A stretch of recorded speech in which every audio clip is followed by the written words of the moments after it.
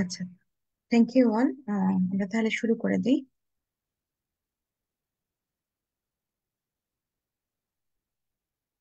আচ্ছা, first of all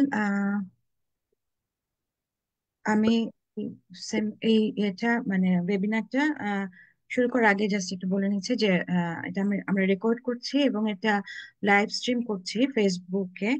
so কারো যদি কোনো অবজেকশন থাকে প্লিজ আমাদেরকে একটু বলে, তাহলে আমরা সেভাবে মেজার নিব। ওকে। Good evening, everyone. Welcome to today's webinar.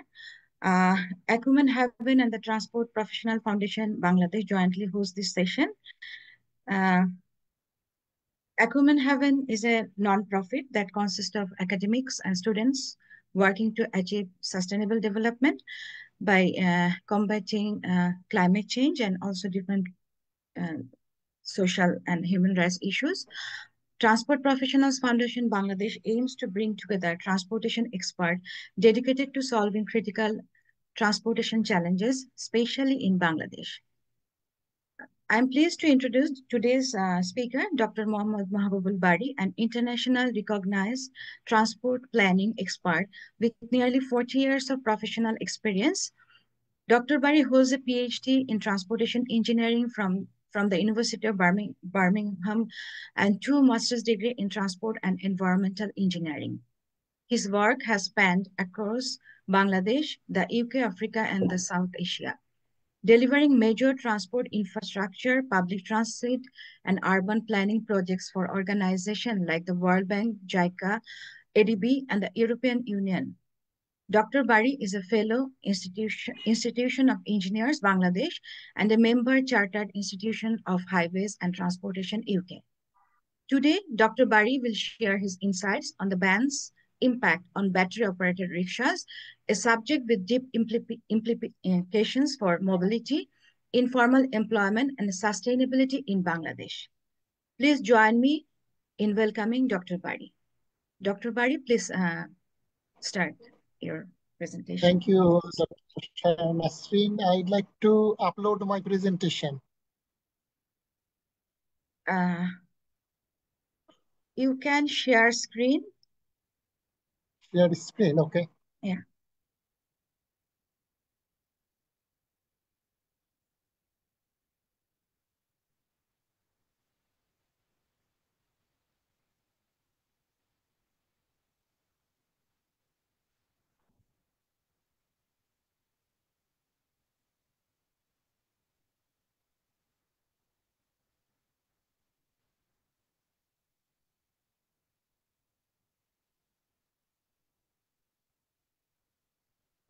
নিচে একটা শেয়ার বাটন আছে দেখেন, ওখানে যদি আমি সবাইকে অ্যালাউ করে মানে অ্যালাউ পোস্টের পক্ষ থেকে অ্যালাউ করে দেওয়া আছে শেয়ার করার জন্য। সো হ্যাঁ, ওকে।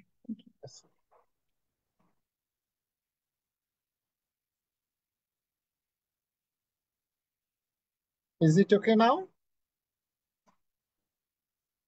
Can I start? Yes, you can start, but it's good. It will be good if you can give in presentation mode. Presentation. Oh, thank you. First of all, I'd like to welcome everyone in for today's presentation. So I think I have a mistake here. This presentation venue is it is online. Okay, please never mind. The topics of the webinar is potential impact of the ban of electric three-wheeler in Bangladesh, case study of Naranganj. What are the three-wheelers? You know, everybody knows what are the three-wheelers, but basically three types are dominant in Bangladesh. One is a pedal rickshaw. Everybody is familiar with pedal rickshaw. And another group is operated by fossil fuel. And the third group, which now became dominant, are battery operated pedal three-wheeler. And battery operated rickshaws are virtually now dominating, and it is replacing all the pedal rickshaw as well as fossil fuel operated rickshaws. That's why since they are dominating and they are occupying a lot of road space, that's why decision makers are considering them as a nuisance and trying to ban them or expel from the road network. We'd like to see whether it is justified or not. You know, in an urban area of Bangladesh, like Narayanganj, these are densely populated areas and people are heavily rely on three-wheelers. And it accounts for almost 1/3 of the total trip. And another important thing, most of the time our policymaker tends to ignore the nature of the trip. They are predominantly short trips. In Naranganj, for example, 80% of the trips are less than 4 kilometers. And if you consider time, 50% are less than 5 minutes, 70% of them are 10 minutes, and 80% of them are 15 minutes. That means if you see the nature of the trips, then it is clearly obvious which would be the most suitable mode of transport. Definitely, the most suitable modes of transport are either walking or three-wheeler. There is no doubt about it. But our decision maker tends to ignore the nature of the trips, and because of their tendency to decision based on common sense rather than data driven, they tend to make mistakes and creating problem for the city dwellers and other people. And is there any alternative? If we ban them, they then always forget that whether if we ban them, is there any alternative? Actually, that is also virtually non-existent. For example, in Narayanganj, this bus network is only 6%, covering 6% area. And also the road network is such that it is almost impossible to provide bus network everywhere. That's why it is not possible to replace them with public transit, that's for sure. Then where people will go if we ban them? Nobody consider about this point. Look at please try to see the road network of Narayanganj. It is more or less the same in each and every cities of Bangladesh, even the most of the area of Dhaka city. Look, there only very narrow road. It is less than 2 meters. That means where you can only walk. And you see all the buildings are, densely packed. Even fire brigade or a rickshaw cannot go there. About 1/4 of the Narayanganj road network is like this. And if you go to up to 3 meters, then almost half of the road network is 3 meters. 3 meters. Look, then 50% of the road network is less than 3 meters. And if we consider up to narrow two lane, then 85% of the road network is less than 5.5 meters. And there is hardly any standard road. Then this kind of network is definitely suitable for three-wheeler or pedestrian, not for big vehicles. Then if we ban them, then where people will go? I will just ask our decision maker, please show me. If we ban them, then where people will travel? There is no way to travel. This road network is non-existent. Trip pattern also clearly demonstrate that it is not possible to ban them.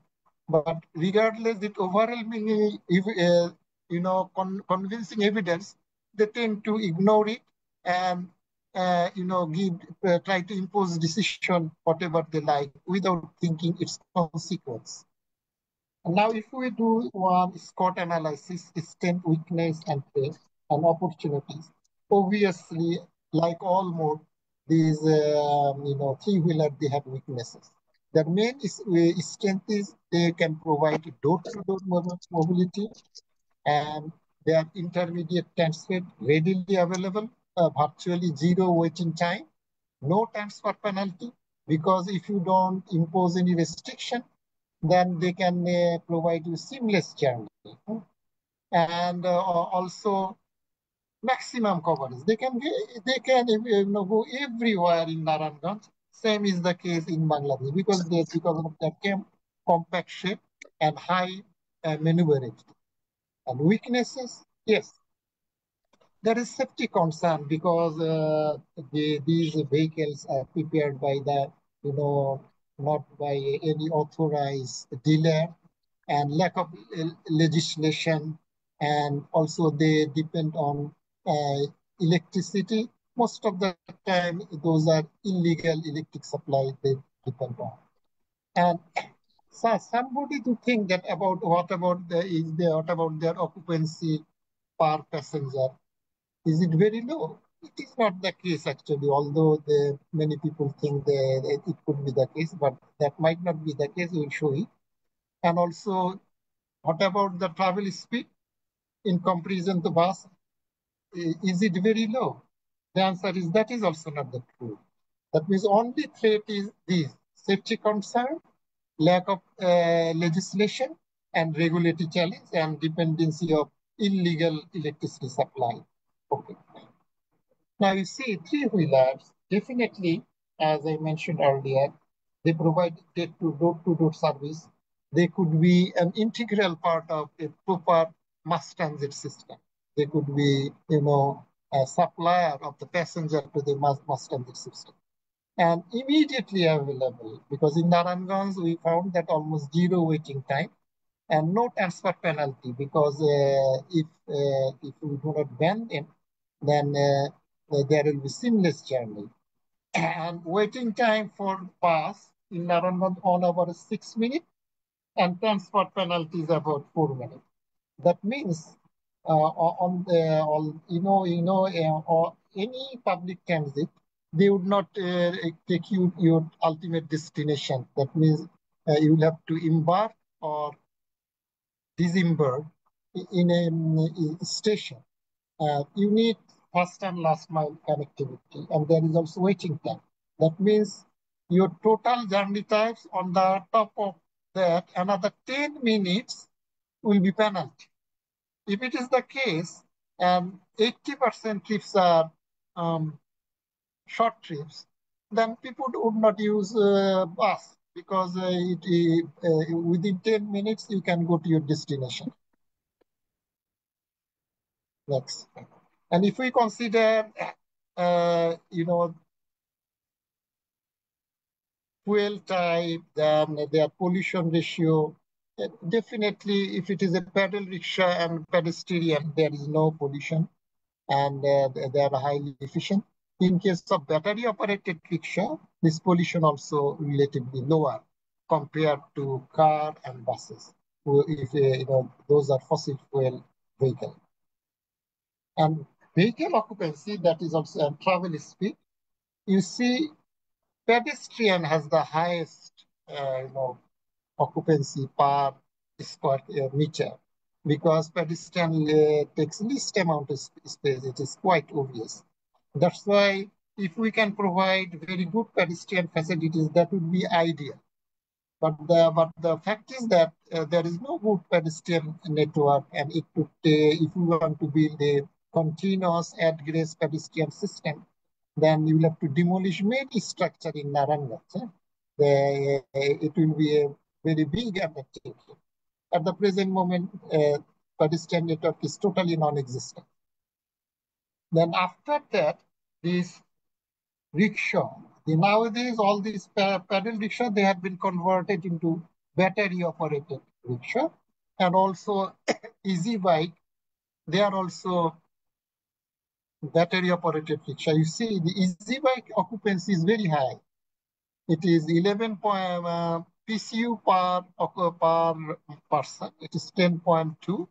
It is more than bus. That means they are creating congestion. That's not, because per passenger, they are taking similar space like a bus. But if we, in rickshaw, yes, they are less efficient in compared to bus. But if we consider the speed, in speed also they are comparable. In Narayanganj, the average bus speed is about 14 kilometers, and These motorized easy bike, they have about 11 kilometers, not that much difference. But in apart from Narayanganj, because these buses are mainly for commuting bus, that's why speed is higher. But in Dhaka city, speed is even lower. Bus average speed is far lower than battery operated auto rickshaw. That's why it is clearly obvious in terms of occupancy per PCU and speed. The easy bike or battery operated three-wheeler can provide same type of efficiency like a bus. That's why they are creating congestion. There is no scientific basis for that, as per our evidence of our findings. They are not creating congestion compared to bus. That is misnomer.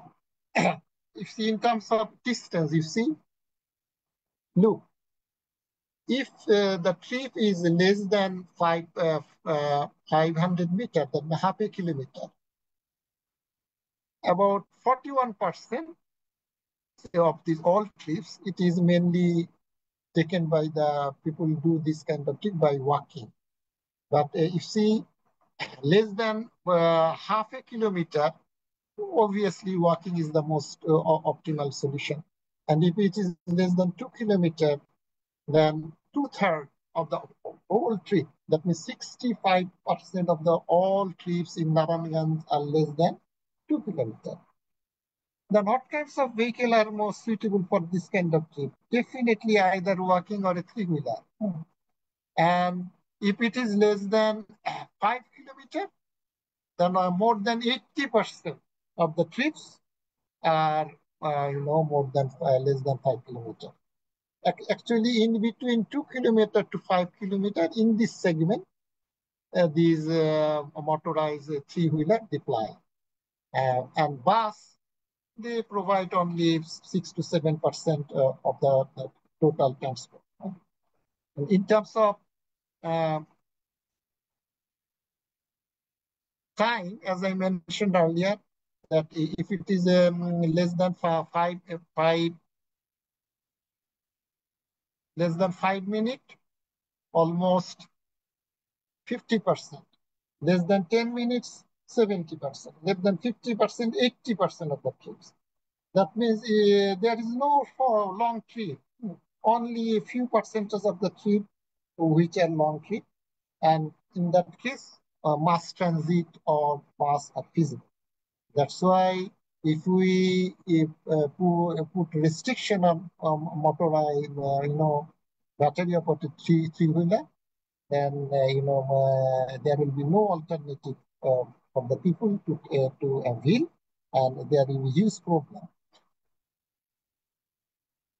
This is also see the modal share of different types of vehicle, and as I rightly mentioned, if it is less than half a kilometer, then most of the people prefer walking. That is obviously half a kilometer, you don't need a vehicle. And if it is about 1 kilometer, then 50% of the people walk. As I mentioned that in Narayanganj, there is no pedestrian facilities or pedestrian track. That's why it is very difficult to walk. People tends to walk if the trip is very low. But fortunately, about 50% of the total trips are less than 2 kilometers. And from 2 kilometer to 4 kilometer segment, these 1/3, here is battery operated rickshaw. They, they takes the passenger. That means they're in the middle segment in between pedestrian and the bus. And if the trips is more than 4 kilometers, then those segment of passenger are served by the bus and other motorized vehicles. That's why these battery operated vehicle, they are serving in between very low trip length and long trip length. They are providing service to the intermediate trips. And as I mentioned earlier, that we have about in Narayanganj total road network is 951 kilometers, and only bus route is 137 kilometers. This is only 7% of the total network. But auto rickshaw, it can go up to 94% of the network. You see the network. Okay? That means bus has access only 7%.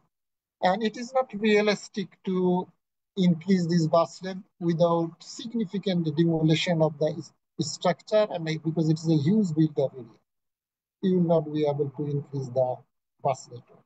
That's why there is no other alternative. We'll have to rely on auto rickshaw. If we ban them, then simply the people will be denied of their fundamental right of mobility, nothing else. Okay, then what are the drawbacks, threats from the battery operated vehicle?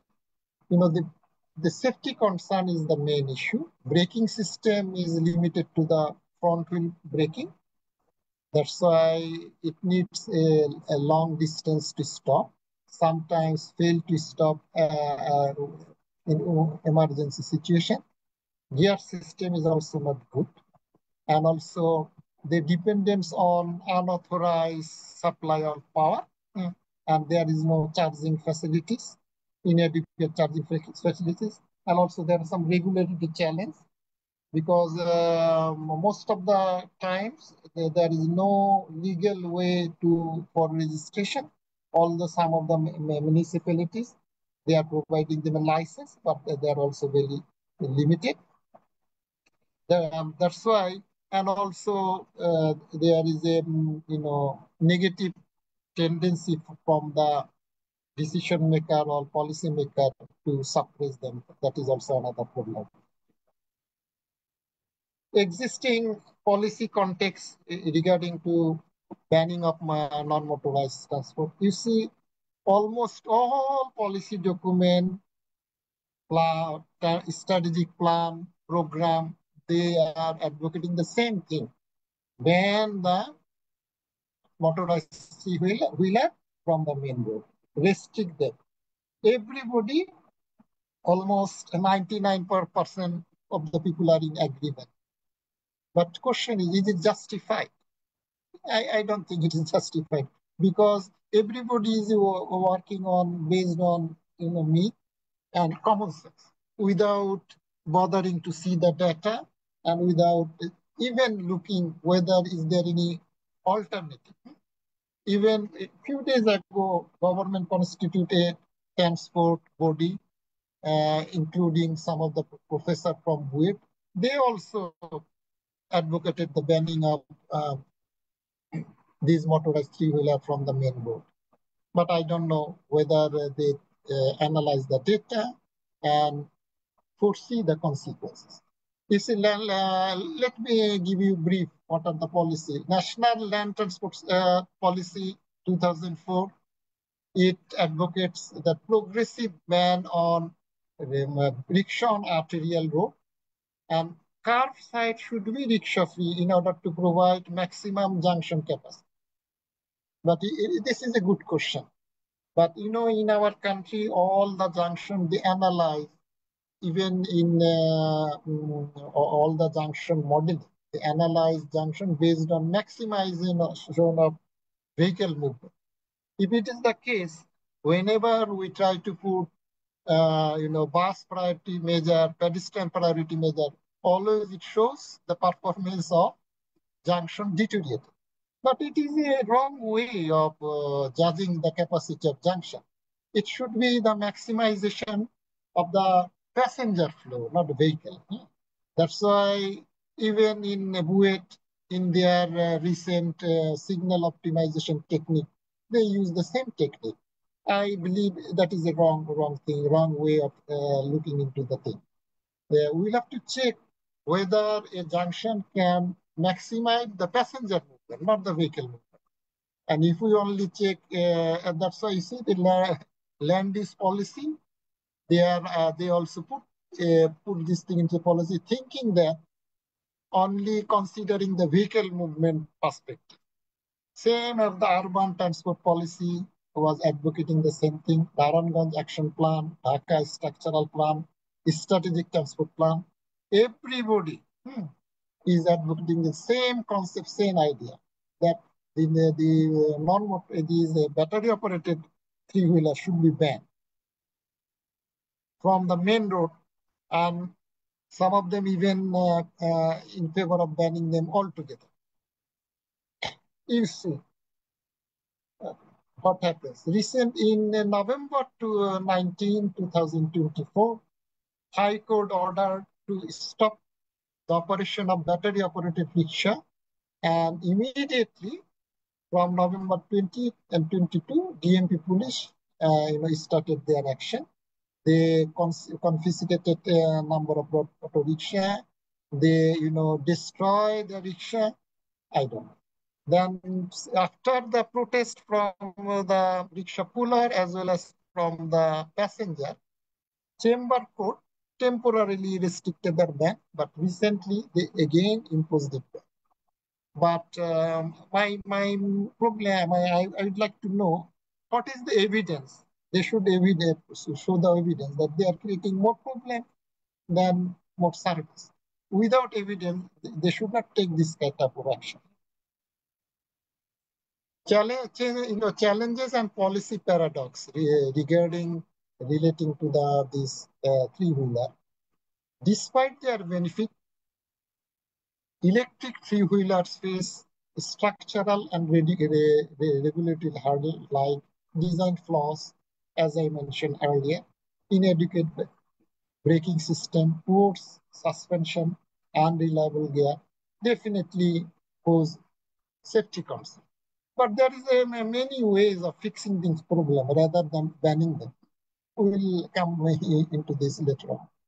And most of the policies, High Court, even all the decision makers, they are in favor of banning them in different forms. Some to put them ban altogether, some would like to ban them at least on the main road. Whatever, most of them are against these motorized three-wheeler. That's clearly obvious. That's why many policy actions are rooted in the common sense principle rather than being supported by data or empirical evidence. They don't bother to look into empirical evidence. They never analyze the data and try to take action, including some even high official, good academics. I'm sorry to say that they're trying to take action based on common sense principles rather than data-driven or empirical evidence. This policy, ignores the absence of alternative for 80% of the short trips.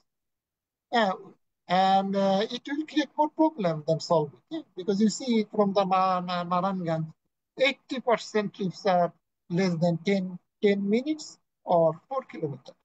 And 50 to 60% even less than 2 kilometers. And also, they said that, we will ban them from the main road. But if you see the Narayanganj road network, if we cut the main road for them, it would not be possible for them to operate, economically, because their segment will be very low, and they will lost their continuity, and they will not be able to provide service. But I don't know what is the basis that our decision maker, even expert, they are advocating that they should be banned from the main road. Then where they will go? We should show them where they will go and how these meet for the 80% of short trip will be met. Give me the alternative. Then advocate what you are trying to say. While okay, then what are the alternatives? Yes, if we can provide good, pedestrian-friendly infrastructure at NMT network by cycle network, that might be an alternative. But in case of Narayanganj, how could we demolish so many structures? There is no footpath, there is no pedestrian track. there is no at-grade crossing facilities. And it will be a daunting task to put this infrastructure related to bicycle and pedestrian friendly. Unless we developed bicycle and pedestrian facilities, how could we ban them? Okay, that means banning of electric three-wheeler without substitute would no doubt cripple urban mobility and harm low-income commuters. Then what would be the way forward? In Naranganj, we propose some of the action. That means rather than banning them, we would take some policy action, like enhance vehicle standard, like improve brake systems, their functionality to ensure safety and reliability. And we should introduce licensing and legalization so that only fit vehicle would get license, unfit and non-standard vehicle will be out of the road network. And also we will try to ensure that only reputable manufacturer will be able to build this kind of vehicle to maintain safety and quality standard. And charging facilities. At the present moment, most of the charging are illegal. Rather than, we could ensure, proper charging facilities at terminal, station, everywhere. And another thing is that, normal pedal rickshaw, they provide 3 shifts. That means 24 hours they are moving. But at the present moment, the battery operated rickshaw, they can provide survey only half day. Remaining time, they need to charge their vehicle. In order to make them comfortable with pedal rickshaw, we propose that battery swap technology, that battery would be swapped. It would take only 5 minutes compared to 6 to 8 hours for charging. That will also increase their efficiency and also overall kilometers in their lifetime. And also in order to avoid informal fare collection system, we could introduce metering system for ensuring transparency and fairness in pricing. Okay, considering the lessons from the Naranganj, then what we can do? You see, in order to unlock the good potential of electric, three-wheelers, and a multi-pronged strategy is essential. For example, vehicle upgrades. Definitely we'll have to improve the dual braking system. Suspension system needs to be improved, and its body structure, other design-related limitation needs to be overcome. And also, we should introduce licensing system, but rather than confining them to a zone, we could give lane continuity. Otherwise, they will not be economically viable. And also, the infrastructure we need to develop solar power charging station, and as I mentioned earlier, battery swap technology. And we should optimize junction based on passenger flow and see whether with that concept a battery operated vehicle is inefficient. If it is inefficient, then we can limit their access to the junction. But I don't think that would be the case. But if we optimize junction considering vehicle movement, that is a wrong performance indicator. Based on that analysis, we should not ban their access on intersection. And system integration, we should integrate them properly. And rather than have an spoke system, which is creating problem, that means they will not be able to operate on main road. That is a wrong idea. We should go for radial design and ensure continuity throughout the network without discontinuity. and including major junction, they should be allowed to go. And ensure crossing an arterial road at frequent interval, and they should be properly integrated with mass transit, with proper park and ride and teach and ride facilities, and they should be linked with the real-time mass transit arrival and departure pattern so that they can provide their service more efficient. And you see, here is an example how we could integrate them, any three-wheeler or bike, whatever, by lane separation. But it has to be continuous throughout the network. Okay, conclusion. It is clearly obvious that motorized electric three-wheeler, it is not a merely stopgap solution. They are not doing anything ad hoc, but they are fundamental for sustainable mobility because there is no other alternative at the present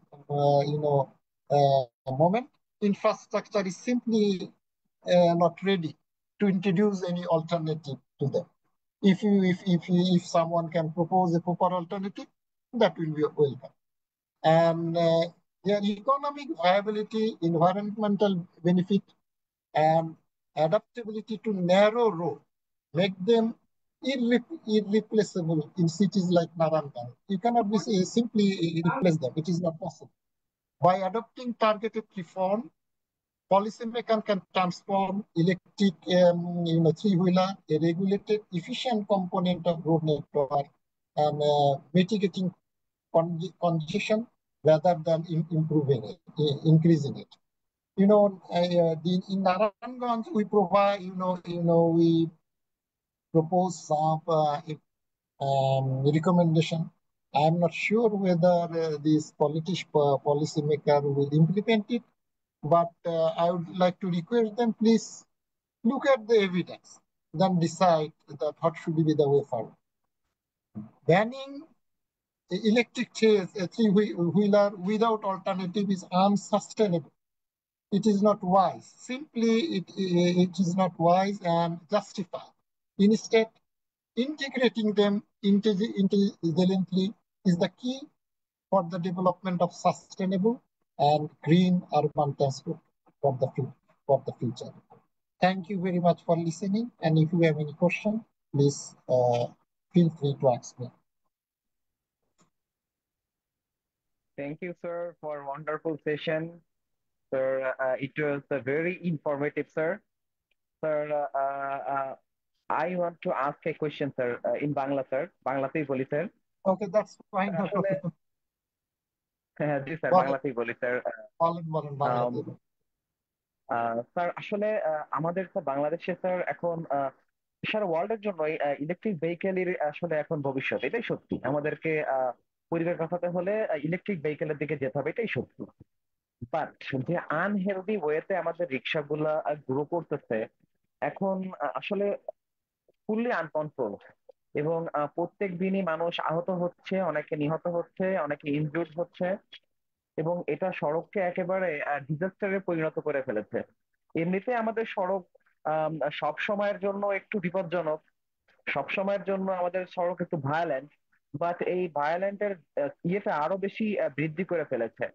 যারা ব্যক্তিগত গাড়ির মালিক অথবা অন্যান্য পথচারী তারা খুবই ভয়ে থাকে যে আমরা কখন যেন আহত হয়ে যায়। এখন স্যার কিভাবে আসলে কোন জায়গাতে প্রথমে হাত দিলে আমরা এটাকে ডিসিপ্লিনে আনতে পারবো? ইলেকট্রিক ভেহিকেল তো সারা দুনিয়াতে ওয়েলকাম, বাট আমাদের আচ্ছা, এখন ঠিক আছে। করণীয় কি স্যার? যে আচ্ছা, আমি আমার প্রশ্ন বুঝতে পারছি। এখন হয় কি, যে কোনো কথা বলার আগে একটু স্ট্যাটিস্টিক্স ঘেটে কথা বলা ভালো। যেমন সবাই বলতেছে যে ওই সড়কে দুর্ঘটনার জন্য ইলেকট্রিক ভেহিকেল দায়ী, হ্যাঁ, কিন্তু তাই সড়কে কারা বেশি আহত টাহত হচ্ছে আপনি একটু দেখেন তো ডাটা। সবচেয়ে বেশি সড়কে ভলনারেবল হচ্ছে প্যাডেস্ট্রিয়ান। হ্যাঁ, তা প্যাডেস্ট্রিয়ানরা কারা হিট করতেছে? ম্যাক্সিমাম কিন্তু মোটর ভেহিকেল এবং অন্য মোটর সাইকেল, এরা প্যাডেস্ট্রিয়ানদের বেশি hit করতেছে, নট ইলেকট্রিক ভেহিকেল। হ্যাঁ, ইলেকট্রিক ভেহিকেলের সেফটি রিলেটেড প্রবলেম আছে, দ্যাটস ট্রু, কিন্তু ডেটা তো বলে না যে তারাই সবচেয়ে বেশি অ্যাক্সিডেন্ট করতেছে। হ্যাঁ, that is also not the true.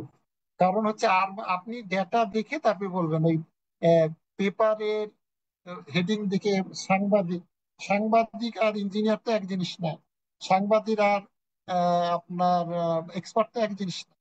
আপনি এখন তো ডাটা আছে দেখেন, সবচেয়ে বেশি কি ভালনারেবল অ্যাক্সিডেন্ট হচ্ছে প্যাডেস্ট্রিয়ান। প্যাডেস্ট্রিয়ানকে কে হিট করতেছে বেশি? মোটর সাইকেল সবচেয়ে বেশি করতেছে, নট ইলেকট্রিক। ইলেকট্রিক ভেহিকেল করতেছে। তাহলে কি এর কারণ কি? কারণ হচ্ছে আমি তো প্রথমে বললাম প্যাডেস্ট্রিয়ানের তো কোনো ইনফ্রাস্ট্রাকচারই নাই। ফিফটি জি স্যার। পার্সেন্ট হচ্ছে প্যাডেস্ট্রিয়ান। কিন্তু প্যাডেস্ট্রিয়ানের কি ফুটপাত আছে? সে তো ওই রাস্তা দিয়েই সে যাচ্ছে। হ্যাঁ, তাহলে মেন প্রবলেম, আরো বেশি প্রবলেম তো প্যাডেস্ট্রিয়ান দেন ইলেকট্রিক ভেহিকেল। তো সেটা জি সলভ স্যার। করতে হবে না? হ্যাঁ, আচ্ছা। স্যার তাহলে স্যার আমি একটু দাঁড়াইলো শেয়ার কি? করি স্যার। আচ্ছা ঠিক আছে, আমাকে শেষ করতে দেন। তা প্লিজ আমি স্যার। যে কোনো কথা যখন বলবো তখন আমি যেন ওই যে প্রথম আলো বা অমুক পত্রিকা তাদের হেডিং না দেখে, যেহেতু আমরা expert, let's see the statistics, সেটা দেখে আমি কথা বলি। হ্যাঁ, তারপরে হ্যাঁ আমি বলতে, আর আমরা তো বলছি অবশ্যই সেফটি প্রবলেম আছে, কিন্তু আপনি ডাটা দেখেন, এরা মেল কালপিট না। এর চাইতে মোটর সাইকেলের অ্যাক্সিডেন্ট অনেক বেশি, ফেটালিটিও বেশি। কেন? এটার স্টেবিলিটি তো বেশি। অ্যাটলিস্ট একটা অ্যাক্সিডেন্ট হলে সে তো দাঁড়ায় থাকতে পারে। আর মোটর সাইকেল অ্যাক্সিডেন্ট হলে তো প্রথমেই হিট করে কে? প্যাডেস্ট্রিয়ান। তা সেটাকে না বলে আপনি দোষ দিচ্ছেন electric vehicle, is it justified? আর সবচেয়ে বেশি কি আপনি দেখেন অ্যাক্সিডেন্ট ডাটা, আমি তো অ্যাক্সিডেন্টের সাথে সবচেয়ে বেশি হচ্ছে প্যাডেস্ট্রিয়ান মারা যাচ্ছে কিসে? Hit by either motor rickshaw, motor cycle, bus, truck, car, এরাই বেশি। Okay, any other question? Sir একটু, জি স্যার একটু বলি স্যার এখানে। বলেন। স্যার থ্যাংক ইউ স্যার, আপনার আপনার স্যার মূল্যবান বক্তব্য, ভেরি ইনফরমেটিভ স্যার। এটাই প্রবলেম স্যার আমাদের পলিসি মেকাররা, ইঞ্জিনিয়াররা, আমরা যখন কোনো কিছু বলি, অনেকটা আহ, মানে বাস মালিক সমিতি, ট্রাক মালিক সমিতি, মানে মানে তাদের যে আসলে মানে বক্তব্য, অনেকটা ওই বক্তব্য আমরা ডাটা না দেখে আমরা ধারণ করে বলি। এটা আমাদের ক্ষেত্রে আমরাও দেখেছি স্যার, রোডস এন্ড হাইওয়ে যখন আমরা বিভিন্ন নিজেরা যখন আমরা মানে কথা বলি, তখনও দেখি এই প্রবলেমটা। মানে দেখি যে ইঞ্জিনিয়াররা বুঝতে চায় না যে এখানে পেডিস্ট্রিয়ান এত ভালনারেবল, তাদেরকে ডাটা দেখানোর পরেও বুঝতে চায় না। মানে আসলে এটা আমরাও ফিল করি যে এটা যে কত বড় একটা প্রবলেম। এবং সবাই মানে মনে করে যে আমাদের মোবিলিটি মোবিলিটি মোবিলিটি, মানে শুধু একটা কথাই বুঝে যে মোবিলিটি, কিন্তু এটার যে মানে কত বড় ইম্প্যাক্ট হচ্ছে, এবং আমাদের রোড ইনফ্রাস্ট্রাকচার গুলা যে আসলে সেইভাবে যে এক্সপ্রেসওয়ে না, বা আসলে অন্যান্য দেশের হাইওয়ের সাথে যে আমাদের হাইওয়ে তুলনা করা যায় না, সেটা বুঝতে চায় না। কারণ আমরা তো সেমি সেমি আরবান বা আরবান এনভায়রনমেন্টে আমাদের হাইওয়ে গুলা যায়। তো সেই ক্ষেত্রে যদিও এটা আর্টেরিয়াল বা মেজর আর্টেরিয়াল রোড বলি, কিন্তু আসলে ওইটা অনেকটা আমাদের মানে যদি সাস্টেনেবল করতে হয়, তাহলে ওই পেডিস্ট্রিয়ান বা লোকাল যে ভেহিকেল গুলো আছে, সেইগুলাকে আমরা সাথে নিয়েই আমাদের চলতে হবে, এবং এটাই সাস্টেনেবল হবে, এটাই পলিসি হওয়া উচিত। এবং আমরা রিসেন্টলি এটা স্যার আমরা চেষ্টা করতেছি আমাদের হাইওয়েতে যে সেফ পেডিস্ট্রিয়ান ক্রসিং কিভাবে দেওয়া যায়। কারণ সব জায়গায় তো আমাদের ফুটব্রিজ গুলা বা আন্ডারপাস করা সম্ভব না। আর এটা এন্টি মানে পেডিস্ট্রিয়ানের বিপক্ষে যায়। এটা আসলে কোনো পেডিস্ট্রিয়ানের মানে এড গ্রেডের বাইরে আসলে আমাদের এলাও পলিসিতে থাকা উচিত না, কারণ তাদের না না, প্রায়োরিটি হলো ফার্স্ট। তারা এড গ্রেডে থাকবে, আমরা হয়তো নিচে দিয়ে যাবো। তবে স্যার আজকের যে বিষয়টা থ্রি হুইলার, এই থ্রি হুইলারের যে মানে না মানে এদের তো আনফর্চুনেটলি আপনি বোধহয় কেটে গেছেন। আচ্ছা দেন। কথা শোনা কারণ যাচ্ছে। হ্যাঁ, আপনার কথা ধরেই বলি যে আমাদের ওই, আমরা কাকে প্রায়োরিটি দিব? আমরা শক্ত কাজগুলি করতে দেখি মেশিন। যেমন আগে ঢেকিতে চাল ভাঙতো, এখন মেশিনে চাল ভাঙে। কারণ কি? মেশিনে তাড়াতাড়ি পারে, মানে কঠিন কাজটা করবে মেশিন। কিন্তু আমরা করতেছি কি, কারকে অ্যাডগ্রেটে ইজিলি যাইতে দিচ্ছি, আর মানুষকে উপর দিয়ে দিয়ে নিচ্ছি। Is it justified? বলেন আপনি। কার রেখে তো সে তো গ্রেড, সে 8% পর্যন্ত গ্রেড সে ইজিলি চলে যেতে পারে। আপনি 8% গ্রেড এনকাউন্টার করতে পারবেন? তা আমরা বাধ্য করতেছি একটা মানুষ যে ভালনারেবল, আর মানুষের মধ্যে তো সবাই তো শক্তিশালী না। দেখা যাবে এর মধ্যে শিশু আছে, ওমেন আছে, ডিজেবল পিপল আছে, তাদের আমরা 3 তলা বিল্ডিং পার হওয়ার সমান যত সেইটা ক্রস করতে বাধ্য করতেছি। আর মেশিন সে উইদাউট প্রবলেম সে চলে যাচ্ছে। কিন্তু it should be other way. মেশিনকে কঠিন কাজটা করতে দেন, রোবটকে কঠিন কাজটা করতে দেন, আর মানুষকে দেন তার তার মুভমেন্টটাকে ইজি করে। It should be other way round. Okay, thank you. Next. Sir আসসালামু আলাইকুম। মোহাম্মদুল ওয়ালাইকুম ইসলাম আচ্ছা, বলছি। আসসালাম আমি ওয়া আমি রাহমাতুল্লাহ। একটু বলি, যে যে কোশ্চেন করবে যদি একটু তার পরিচয়টা জাস্ট একটা সেন্টেন্সে বলে দেয় ভালো হয় আর কি, তাহলে বোঝা যায় কার কি ব্যাকগ্রাউন্ড। Sir question. আসসালামু আলাইকুম, আমি মোহাম্মদুল বলছিলাম। আমি সিভিল ইঞ্জিনিয়ারিং এ গ্রাজুয়েশন করেছি এশিয়া প্যাসিফিক থেকে, এখন কুয়েটে মাস্টার্স করছি। কোথা থেকে পাশ করছে civil engineering? Asia Pacific university থেকে। জি স্যার।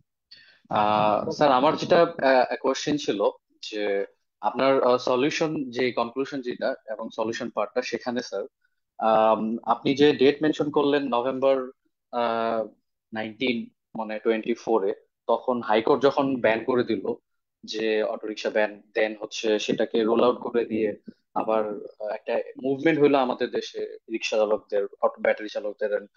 আমার পার্সোনাল আমি মোহাম্মদপুরে থাকি। এই মুভমেন্টের আগে আমি মোহাম্মদপুরে লোকাল রোড গুলোতে খুব কম ব্যাটারি চালিত দেখছি, বাট কম ছিল। বাট এই মুভমেন্টের পরে ব্যাটারি চালক মানে চালিত রিক্সাদের পরিমাণটা অনেক বাড়ে যায়। বাট তখন পর্যন্ত আমাদের রাস্তায় চলাচল করতে অতটা সমস্যা আমি ফিল করিনি পার্সোনালি। কিন্তু ওভার দ্য টাইম এবং কারেন্ট সিচুয়েশনে আমি দেখি যে এই যে বাড়তি রিক্সার যে ক্রমাগত বাড়তেই যাচ্ছে, এটা বেড়েই যাচ্ছে। এবং এখন এমন একটা ওয়ে হয়ে গেছে যে একটা নির্দিষ্ট স্টেশন বলেন বা রোড বলেন, যেখানে এই অটোরিকশার সংখ্যাটা অনেক বেশি বাড়ে গেছে।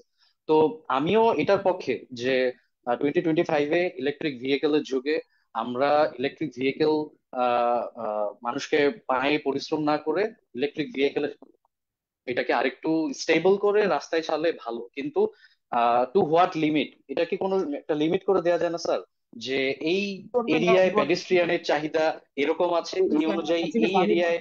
হ্যালো, আপনার প্রশ্ন জি স্যার। বুঝতে পারছেন, আমাকে বলতে দেন। হ্যাঁ, ঠিক আছে। জি স্যার। হ্যাঁ, এখন ওই আপনি ওই নেচার অফ দ্য ট্রিপ গুলি দেখেন।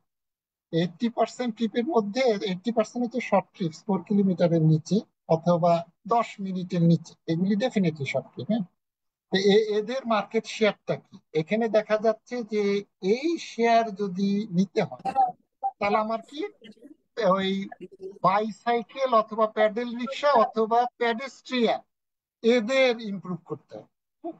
কারণ এখানে তো ডিমান্ড হাই। ডিমান্ড, এখন আপনি প্যাডেস্ট্রিয়ান ফ্যাসিলিটিস ডেভেলপ করতেছেন না। আপনি প্যাডেস্ট্রিয়ানের ওই তাকে বাধ্য করতেছেন 3-4 তলা উপর উঠতে।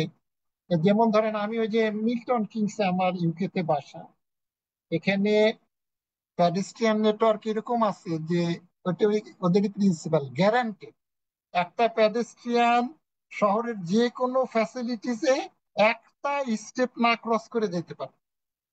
আমার কথা কি বোঝা গেছে? যে কোনো ফ্যাসিলিটিস একদম ওখানে বলা হয়, যে কোনো ফ্যাসিলিটিস যাবে, এই যে সে গেল, কোথাও তাকে একটা স্টেপ ক্রস করতে হবে। তাহলে কি আপনার যদি হুইল চেয়ার থাকে, হুইল চেয়ার নিয়ে যেতে পারবেন। তাহলে এখন এইটা যদি হয়, তখন কি আর ওই যে 3 হুইলার লাগবে? এখানে যেমন যেমন আমার বাচ্চারা যখন ইউকে তে থাকে, তখন আমার তো গাড়ি গাড়ি তো সেখানেও থাকে, ওরা হেঁটে স্কুলে যায়। কারণ ওই যে প্যাডেস্ট্রিয়ান ট্রাক আছে। প্যাডেস্ট্রিয়ান মানে শুধু প্যাডেস্ট্রিয়ান যাবে সেই রোড, ফুটপাত না, একদম ফুল নেটওয়ার্ক করা আছে, যে ওই নেটওয়ার্ক দিয়ে আপনি যে কোনো জায়গায় চলে যেতে পারেন। তাহলে হলো কি, তাহলে আপনার 3 হুইলারের তো কি দরকার হবে? তাহলে এটার অল্টারনেটিভ তো ব্যান করা না। এটার যে শর্ট ট্রিপ যেহেতু ডোমিনেন্ট, আর আমাদের যেই টাইপের ওই মিক্স ল্যান্ড ইস প্যাটার্ন, এখানে শর্ট ট্রিপ অবভিয়াসলি বেশি থাকে। তো এটার সলিউশন করতে হলে আপনার প্যাডেস্ট্রিয়ান ফ্যাসিলিটিস, বাইসাইকেল ফ্যাসিলিটিস বাড়াইতে হবে, সেই ধরনের নেটওয়ার্ক করতে হবে। কিন্তু এটার সলিউশন তো ব্যান না, এটাকে আপনি জোর করে কমাইতে গেলে সে তো হবে না। কারণ আপনি প্যাডেস্ট্রিয়ানের ফ্যাসিলিটিস নাই, বাইসাইকেলের ফ্যাসিলিটিস নাই, অথচ 80% ট্রিপই হচ্ছে শর্ট ট্রিপ। তাহলে আপনি কিভাবে যাবেন? আবার আবার আর একটা ব্যাপার আছে, কিছু কিছু ক্ষেত্রে যেমন আমরা নারায়ণগঞ্জ ইন্টারভিউতে গেছি, যে ধরেন আপনি হসপিটালে যাবেন রুগী নিয়ে, তখন তো হাঁটা সম্ভব না। তারপর আপনার ওই বাজারে মালামাল নিয়ে বাসায় আসবেন, তো তখনও তো হাঁটা সম্ভব না, কিভাবে আসবে? সেই জন্য এই এই যে এনএমটি সেগমেন্ট, এর যে অল্টারনেটিভ গুলি আছে সেইগুলিকে আপনি যদি না বাড়ান, এদের যেহেতু ডিমান্ড অনেক, যেহেতু 80% টিভি হচ্ছে শর্ট ক্লিপ, এদের ডিমান্ড তো হাই। এখন এদের যাদের কম্পিটিটর তাদের অবস্থা ভালো না, তাহলে এটা তো পুরো করবেই। এখানে তো সলিউশনটা কোথায়, কি ব্যান করে দেয়া, নাকি প্যাডেস্ট্রিয়ান ট্র্যাক ডেভেলপ করা, প্যাডেস্ট্রিয়ানদের গুড ফ্যাসিলিটিস ডেভেলপ করা, বাইসাইকেল ফ্যাসিলিটিস ডেভেলপ করা, প্যাডেল রিক্সাকে এনকারেজ করা, কোনটা সলিউশন? কি আমি কি আপনার প্রশ্নের উত্তর দিতে পারছি? না জি স্যার, পেয়েছি। মানে আমি চাচ্ছিলাম যে যেমন হ্যাঁ, আমাদের ঢাকায় একটা বাস ডিমান্ড আছে, পাবলিক ট্রান্সপোর্ট ডিমান্ড আছে, যে এতগুলো পাবলিক ট্রান্সপোর্ট প্রয়োজন। সেক্ষেত্রে এরকম এই ব্যাটারি চালিত রিক্সা বলেন বা ইজি বাইক বলেন, এদের ডিমান্ডটা কিরকম, এবং সেই অনুযায়ী ডিমান্ড ফিল হইলে এরপরে আর এটা এখানে আর ঢুকতে পারবে না, এটা লিমিট করে দেওয়া একটা নির্দিষ্ট সংখ্যার মধ্যে না না এবং না না না, উইদিন। এটা পারা যাবে না। এগুলি তো ইনফর্মাল ট্রান্সপোর্ট, তো এগুলি নাম্বার করতে গেলে এ তো শুনেন, সে সে যেহেতু ওই ট্রিপ, এগুলি অপারেটিং কস্ট আছে, এটা কিন্তু মার্জিনাল। আমি এগুলি দেখছি, তারা কিন্তু ইকোনমিক ওই মার্জিনাল ইকুয়ালিটিতে আছে, ম্যাক্সিমাম ইকোনমিক বেনিফিট আছে। রিক্সাওয়ালারা কিন্তু বেশি প্রফিট করে না, তারা প্রায় ব্যালেন্সই আছে, হ্যাঁ। তাদের ওই যে ডেইলি ওয়েস্টটাই শুধু পায়, অপারেটিং কস্টের সাথে ডেইলি ওয়েস্টটা পায়, শুধু মিনিমাম, সেইভাবে তারা চলে। তার মানে কি, এখানে তো বাজারে হিউজ ডিমান্ড আছে, তাকে আপনি বাদ দিয়ে দিলে তো সেটা ফুলফিল করবে কি? তো আপনি তার ওই ওই ওই ডিমান্ড ফুলফিল করার অল্টারনেটিভ অপশন না দিয়ে আপনি তো বলে দিতে পারবেন না যে এই কটা থাকবে। সেটা তো নারায়ণগঞ্জে ধরেন আমি বলে দিলাম 500, অথচ ওই যে 30% যে ট্রিপ তাদের জন্য দরকার, সেটা সাফ করতে যদি লাগে 5,000, তাহলে বারবার কি 4,500 দেবে কি? বাসের বাসে তো একটা ফিক্স রুট দিয়ে চলে, সেটার শিডিউল থাকে। আমরা প্রোগ্রামিং করে বলে দিতে পারি যে এখানে অপটিমাম কয়টা বাস লাগবে, কয়টা ক্রু লাগবে। আর এটা তো মানে হাজার হাজার ট্রিপ, এটা আপনি কিভাবে ডিটারমিন করবেন? এটা তো প্রতিদিন ওই 3 মাস পর পর আপনার মডেলিং করতে হবে। Is it justify? Let it, leave it to the market. They will decide how many of them will be required. But in order to divert from them to more sustainable mode of transport, we need to improve pedestrian and bicycle facilities. Then people, যদি আহ, এখন ওই বাসার থেকে স্কুলে যাওয়ার pedestrian truck থাকে, তাহলে কেন গাড়িতে মানুষ স্কুলে যাবে? বাচ্চারা সহজে সেই উন্নত দেশগুলিতে তো যায় না, সবারই তো গাড়ি আসে বাসায় 2-3টা। কিন্তু ইউকে তো বাচ্চারা সব হেঁটে স্কুলে যায়, কেন? Totally safe. কি আমি বুঝাইতে পারছি?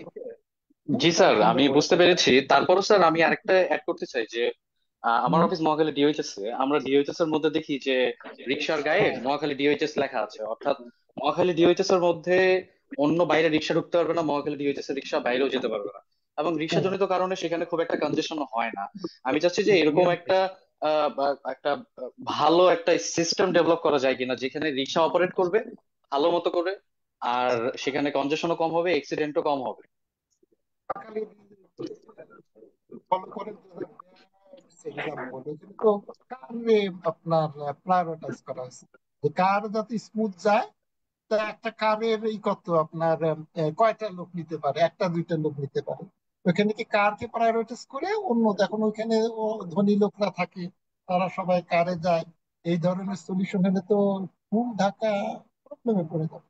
আপনি দেখেন ওই যে আমরা দেখাইলাম যে একটা ইজি বাইক, তার প্যাসেঞ্জার অকুপেন্স প্রায় নাই, অলমোস্ট ইকুয়াল টু সে ওই পিসিইউ পার প্যাসেঞ্জার, প্রায় বাসের সমান। কাজে সে তো অনেক এফিসিয়েন্ট। সে কেন বাদ দিয়ে আমি ওই ডিওএইচএস এর মতো সাথে কার যাতে সুন্দরভাবে যেতে পারে আর কেউ যাতে না যেতে পারে সেই ব্যবস্থা করবে? এটা অ্যাপারেন্টলি দেখতে ভালো দেখা যায়, কিন্তু is it justified to develop such a system which will only serve for the rich and the higher end of the society? Sir আমি একজন কার যিনি ওন করতেছে উনি বছরে 60,000 টাকা ট্যাক্স দিচ্ছেন শুধু রোডে হ্যাঁ, গাড়ি চালানোর জন্য। সেই রোডে আচ্ছা, যদি আননেসেসারি, আনলিমিটেড, মানে আনরেজিস্টার্ড 1,000 রিক্সা স্টাক করে থাকে, ইজ ইট অলসো জাস্টিফাইড যে আমি ট্যাক্স পে করতেছি বাংলাদেশে শুধু রোডে গাড়ি চালানোর জন্য, রোড ট্যাক্স পে করতেছি, আর সেই রোডে কোনো ট্যাক্স পে না করে কনজেশন দিয়ে রাখছে 1,000টা রিক্সা, আমি মুভ করতে পারতেছি না সেক্ষেত্রে? তো কখনোই বলিনি যে আনরেগুলেটেড। এখানে আপনি লেন করেন ওই ওই যে জাংশন সেভাবে ডিজাইন আমরা নারায়ণগঞ্জে করছি। ওখানে আমরা প্রত্যেকটা রোড লেনে প্রথমে বাসকে প্রায়োরিটি দেওয়া, প্যাডেস্ট্রিয়ানকে প্রায়োরিটি দেওয়া হয়েছে জাংশনে, তারপরে বাস, তারপরে ওই আপনার রিক্সা। তাদের জন্য লেন করে এগুলিতে সলভ করা যায়। এখন আপনার ইনফ্রাস্ট্রাকচার নাই, এই প্রায়োরিটির ব্যবস্থা নাই, লেনিং সিস্টেম নাই, কোনো ডিসিপ্লিন নাই। সেটার জন্য তো ওই ইসে দায়ী না, ব্যাটারি অপারেটেড ভেহিকেল দায়ী না। এটা আপনার নেটওয়ার্কের প্রবলেম, আপনার সে ম্যানেজমেন্টের problem. You will have to resolve. আপনি ম্যানেজমেন্ট অনুযায়ী করেন, তখন ওই সিস্টেম অনুযায়ী যেটা দরকার সেটাই বাই ডিফল্ট থাকবে। না স্যার, আপনার যেসব দেশে, হ্যাঁ, জি স্যার, কিন্তু মানে আপনি এখানে একটা, আনরেগুলেটেড একটা সিস্টেমে দিলে তার জন্য সে দায়ী হবে কেন? এর জন্য না তো সবাই দায়ী, যে বাসও তো ঠিক মতো চলতেছে না। কারণ বাস তো তার লাইনে চলবে, সে কি থাকে একজন আর না একজনের স্যার, সাথে কি বাস কম্পিটিশন আর করে? যে এনএমটি লেন তৈরি করার জন্য যে স্পেস দরকার সেটা ধরেন হ্যাঁ, ঢাকার মেইন রোড গুলোতে আছে, কিন্তু আমাদের যে লোকাল রোড, সেই লোকাল হ্যাঁ, রোড গুলোতে দেখা যায় যে হচ্ছে আপনার 10 ইঞ্চি, 10 ফিট বা 12 ফিটের একটা রোড, 12 ফিটের রোডে তো স্যার আমি এনএমটি তৈরি করতে পারতেছি না। সেক্ষেত্রে দেখা যায় যে আমার পার্সোনাল এক্সপিরিয়েন্স যে একটা অটোরিকশা যাচ্ছে, একটা অটোরিকশা আসতেছে, ঠিক ওই রাস্তায় যদি একটা কার ঢুকে তাহলে স্যার এই কার ভালো মতো ক্রসিংই করতে পারে না। সেই জন্য আমি বলি, আমরা ওই যে নারায়ণগঞ্জ এখানে করছি, দেখেন ওখানে রোড এসে নেটওয়ার্ক আছে। কিছু কিছু রাস্তা আমরা বলতেছি যে ওই আহ, আমরা আইডেন্টিফাই করছি কিছু কিছু নোড, যে কিছু কিছু জায়গা আপনার কিছু ইনফ্রাস্ট্রাকচার ডেমোলিশন একেবারে ইনএভিটেবল। তা আমরা দেখছি মিনিমাম ডেমোলিশন করে কি করা যায়। তো আমরা চেষ্টা করছি যে একটা কন্টিনিউয়াস প্যাডেস্ট্রিয়ান নেটওয়ার্ক, যেটা যে মিল্টন কিং এ আছে, যে আপনি হেঁটে সব জায়গা চলে যেতে পারেন। যেহেতু 80% হচ্ছে শর্ট ট্রিপ, 4 কিলোমিটার পর্যন্ত হাঁটা যায়, তো 4 কিলোমিটার পর্যন্ত হচ্ছে প্রায় 85%। আর আপনি যদি 3 কিলোমিটার ধরেন, 75%। আপনি যদি একটা ওই অ্যাড গ্রেডে শহরের সব জায়গা চলে যেতে পারেন, তাহলে ম্যাক্সিমাম ডিমান্ডই তো মিট হয়ে যাবে। এখন যেমন ওই দেখেন লোকরা হাঁটে শুধু 1 কিলোমিটারের নিচে হয়ে, কারণ হাঁটার কোনো ব্যবস্থা নেই। কিন্তু ইজিলি মানুষ 2 কিলোমিটার পর্যন্ত যেতে পারে। সে যদি 2 কিলোমিটার হাঁটতে পারে, তখনই দেখেন ওই যে অটোমেটিক ওই ব্যাটারি অপারেটেড মোডাল শেয়ার 30% থেকে 10% হয়ে যায়। তাহলে 20% তো কমে গেল, আমার তো কোনো কিছুই করতে হয় না। কিন্তু যেখানে আমার হাঁটার ফ্যাসিলিটিস নাই, সেটা না করে আমি জোর করে যদি একটু কমাই দিই, তাহলে এই যে আমি কোনো হাঁটারও ব্যবস্থা নাই, কোনো অল্টারনেটিভ নাই, বাস আছে মাত্র চলতে পারে 7% নেটওয়ার্কে, তাহলে তাহলে তার একটা বিরাট সমস্যা সৃষ্টি হয়ে যাবে। Right sir. স্যার আসলে আসলে সমস্যা আমাদের অনেক পুরা জায়গাতে। হোলিস্টিক্যালি চেঞ্জ করতে হবে হ্যাঁ, মনে হয় সবকিছু। শুধু মানে মানে সমস্যা একটা আমরা সবদিকে। হচ্ছে আমরা শুধু একটা জায়গায় ফোকাস করি। ব্যাটারি অপারেটেড রিক্সা ডেফিনেটলি, ব্যান হ্যাঁ। করাটা আসলে কোনো সলিউশন হতে পারে না। না, কারণ না, হচ্ছে না, এটা ইন্টিগ্রেটেড অ্যাপ্রোচ থাকে। এটা একটা একটা এটা হচ্ছে মাথা একটার কেটে সাথে দেওয়া, আর একটা সমস্যা আছে রিলেটেড। সুতরাং আমার মাথা ব্যথা, আমার মাথা কেটে দেওয়া। তো হ্যাঁ, এটা হ্যাঁ, এটা না, কোনো না, সলিউশন না। তো একটা আমরা ইন্টিগ্রেটেড অ্যাপ্রোচ, আর একটা হচ্ছে ডেটা ড্রিভেন। আপনি ডেটা দেখেন, ডেটা মিস্টার দেখলেই ম্যারাথন ওই হাত আপনার তুলেছিলেন। উত্তর হয়ে যাবে যে কি করা লাগবে। আপনি ডেটা অ্যানালাইসিস করলে আপনি নিজেই এক্স্যাক্টলি বুঝবেন এক্স্যাক্টলি কোথায় প্রবলেম, কি সলিউশন। আপনি ডেটা দেখবেন এক্স্যাক্টলি না, কিছু দেখবেন না, কমন সেন্স থেকে বলে দিলেন যে এখানে কনজেশন করতেছে কিভাবে। আমি তো দেখাইলাম যে কনজেশন মানে কি। ব্যাটারি অপারেটেড ভেহিকেলের যদি পিসিইউ পার প্যাসেঞ্জার, এটা প্রায় বাসের সমান, আবার তার এই স্পিডও প্রায় সমান, তাহলে সে বাসের তুলনায় কনজেশন কিভাবে করলো? আপনি সাইন্টিফিক্যালি উত্তর দেন তো আমার, বলেন। চোখে দেখে তো মনে হলো স্যার কনজেশন, বাসে তো আরো কনজেশন কোয়েশ্চেন করে। রয়েছে, আমরা আরো কোয়েশ্চেন নিতে পারি স্যার। জি, আমরা একটু অন্য আচ্ছা রিফাত, ঠিক তুমি আছে। ডক্টর বাড়ির সাথে অফলাইনে কথা বলো। খুবই সরি, আসলে ইন্টারেস্টিং টপিক। আমরা ভালো অন্য থাকবেন। কোশ্চেনে যে মারাজুল ইসলাম, উনি অনেকক্ষণ ধরে হাত তুলে বসে আছেন। Sorry mister Maraj, please continue. This is Mirajul Islam. I work as a senior highway design engineer in BCL Associates Limited as a consultant. I was hoping Sir Nazmul Sakim sir should go before me because I am his student, so I think he can give better opinion. Sir আপনি কি আগে একটু বলবেন sir, তারপর আমি বলতে চাচ্ছিলাম। Thanks a lot floor দেওয়ার জন্য। Really honoured. সো আমার নাম ডক্টর নাজমুস সাকিব।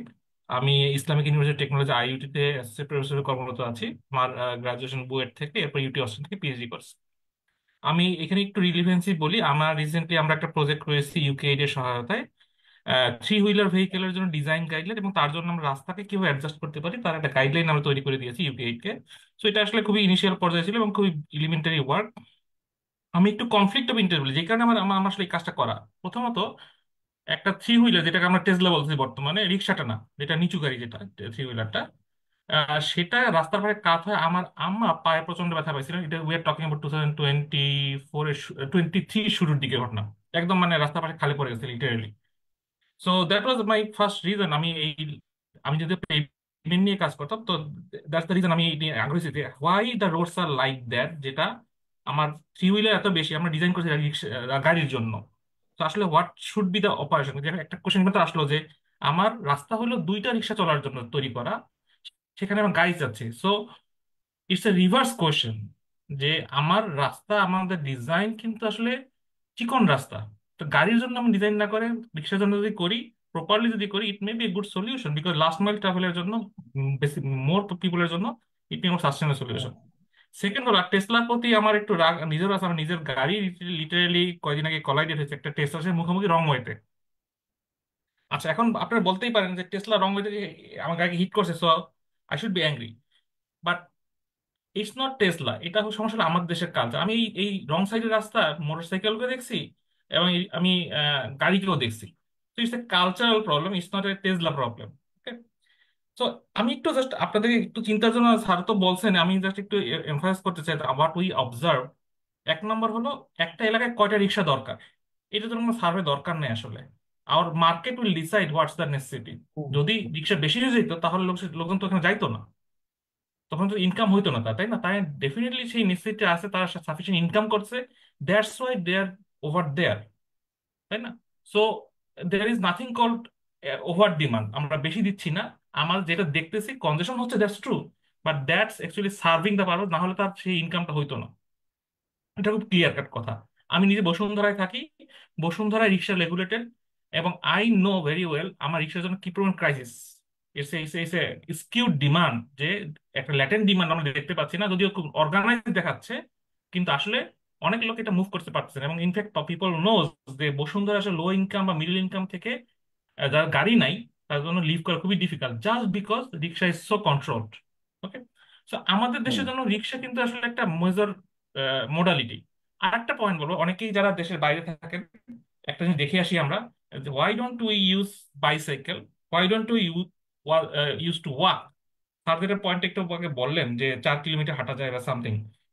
আজকে গরম ছিল 39 ডিগ্রি সেলসিয়াস, এবং আমি একটা ট্রান্সপোর্টেশন তৈরি করতে হবে যেটা বছর 365 দিন অপারেট করতে পারবে।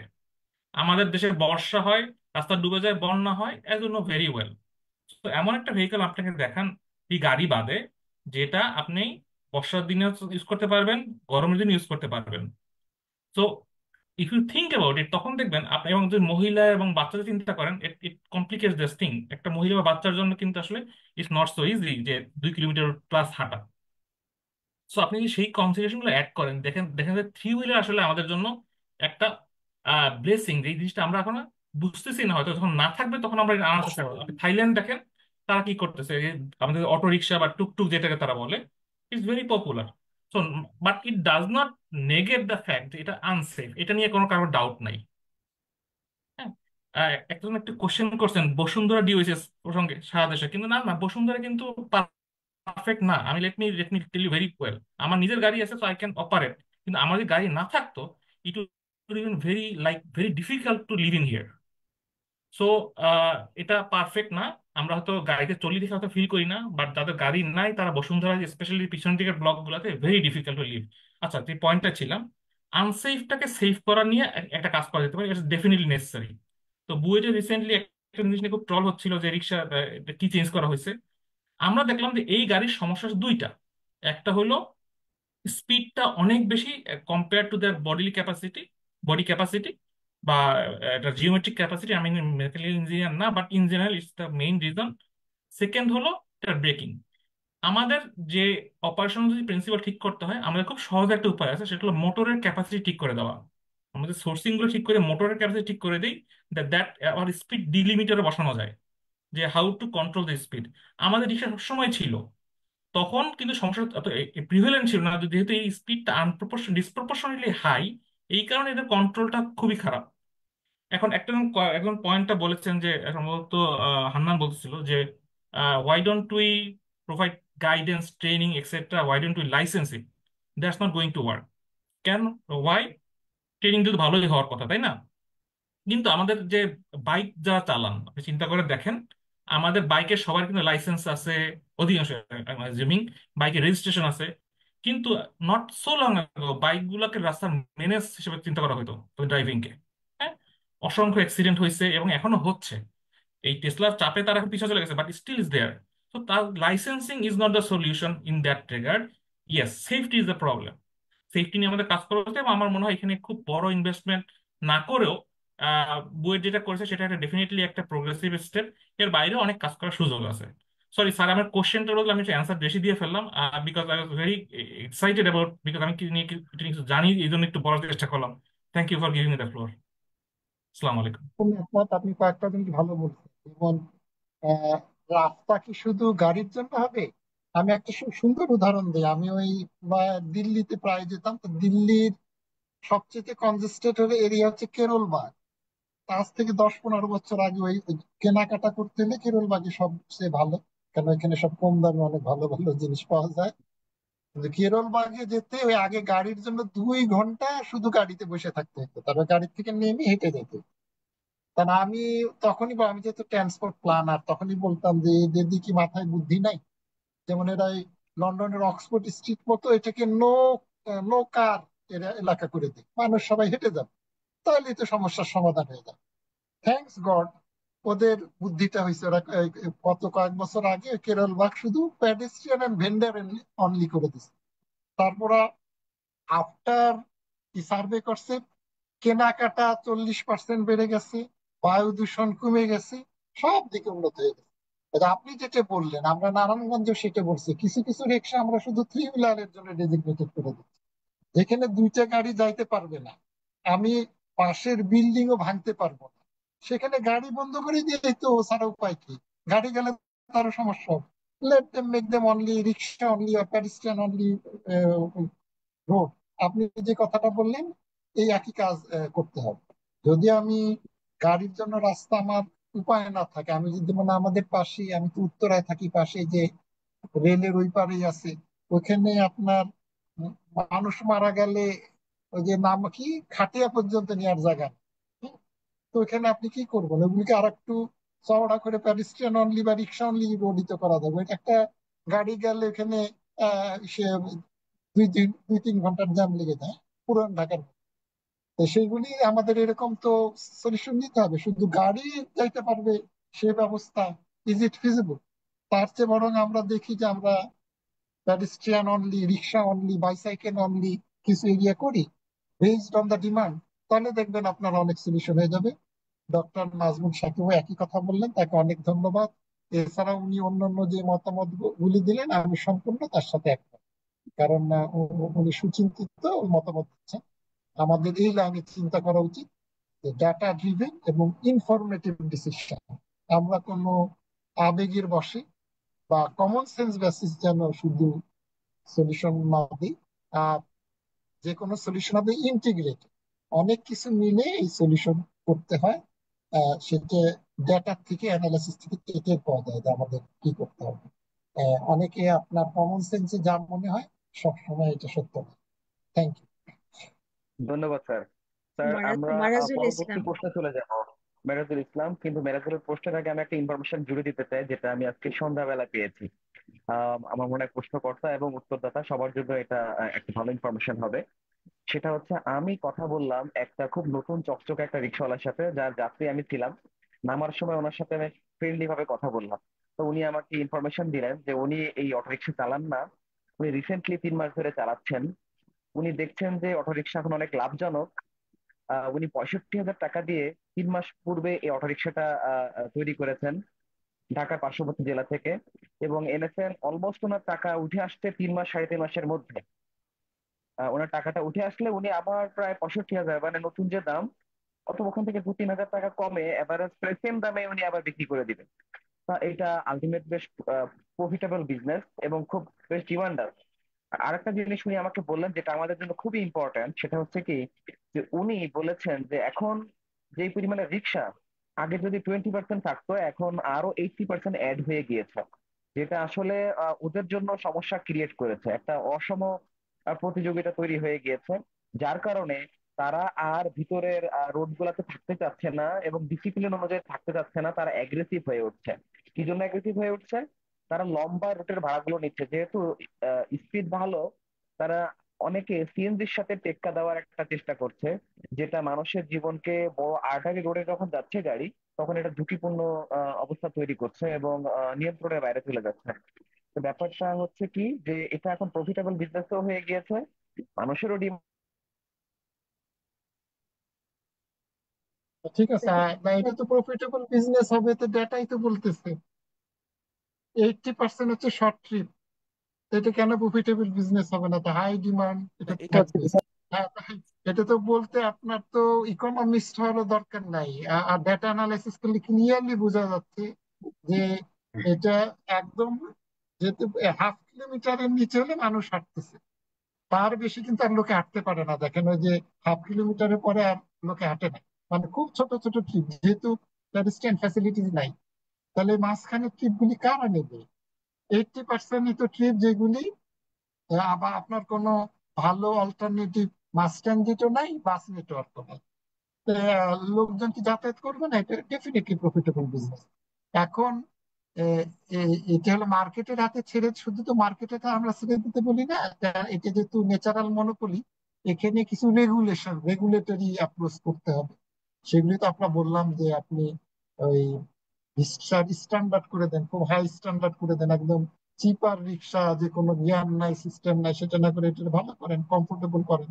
তখন দেখবেন যে তার ইনিশিয়াল বিজনেসটা বেড়ে যাবে। আবার প্যাডেস্ট্রিয়ান ফ্যাসিলিটিস, বাইসাইকেল ফ্যাসিলিটি বাড়ায় দেন, তার কম্পিটিটর তৈরি করেন, তাহলে তার মনোপলি হবে না। কিন্তু ব্যানিং সলিউশন না, বা নাম্বার বেঁধে দেওয়ার সলিউশন না, that will be counter productive আমার মতে। আমি ওই যে ডক্টর নাজমুল সাকিবও একই কথাই বললেন, যে নাম্বার সেট করার সলিউশন না, লেট মার্কেট ডিসাইড। কিন্তু রেগুলেটেড মার্কেট কিভাবে করব? যে আমরা ইনফ্রাস্ট্রাকচার এমন প্রভিশন করব যে তার যে ভালো অল্টারনেটিভ ক্রিয়েট হয়ে যায়। ভালো অল্টারনেটিভ কি? একদম শর্ট এন্ডের আমি কিন্তু বলতেছি না, যে ছোট ছোট ট্রিপ, ওগুলি 2 কিলোমিটারের নিচে আছে 70% ট্রিপ। 2 কিলোমিটার মানের মধ্যে রোদের মধ্যে হাঁটা যায়। 2 কিলোমিটার খুবই অল্প রাস্তা, বেশি রাস্তা না, নর্মাল লোক হাঁটতে পারে। সেটার ব্যবস্থাও যদি আপনি করেন, ফুটপাথ করেন, প্যাডিস্ট্রিয়ান ট্র্যাক করেন, তারপরে যে দিল্লির মতো বাইসাইকেল অনলি, প্যাডিস্ট্রিয়ান অনলি এলাকা করে দেন, যেখানে ওই অন্য লোকে যেতে পারবে না। তাহলে তাহলে দেখবেন ওই ওই ওই সে কি জানো, থ্রি হুইলারের ডিমান্ড কমে যাচ্ছে। হ্যাঁ, এটা প্রপার রেগুলেশন করতে হবে, রেগুলেটেড অ্যাপ্রোচ। এই যে আপনার একদম আমি বন্ধ করে দিব এরকম ডিসিশন, বা নাম্বার ফিক্স করা, কিভাবে নাম্বার ফিক্স করা, it would change time to time.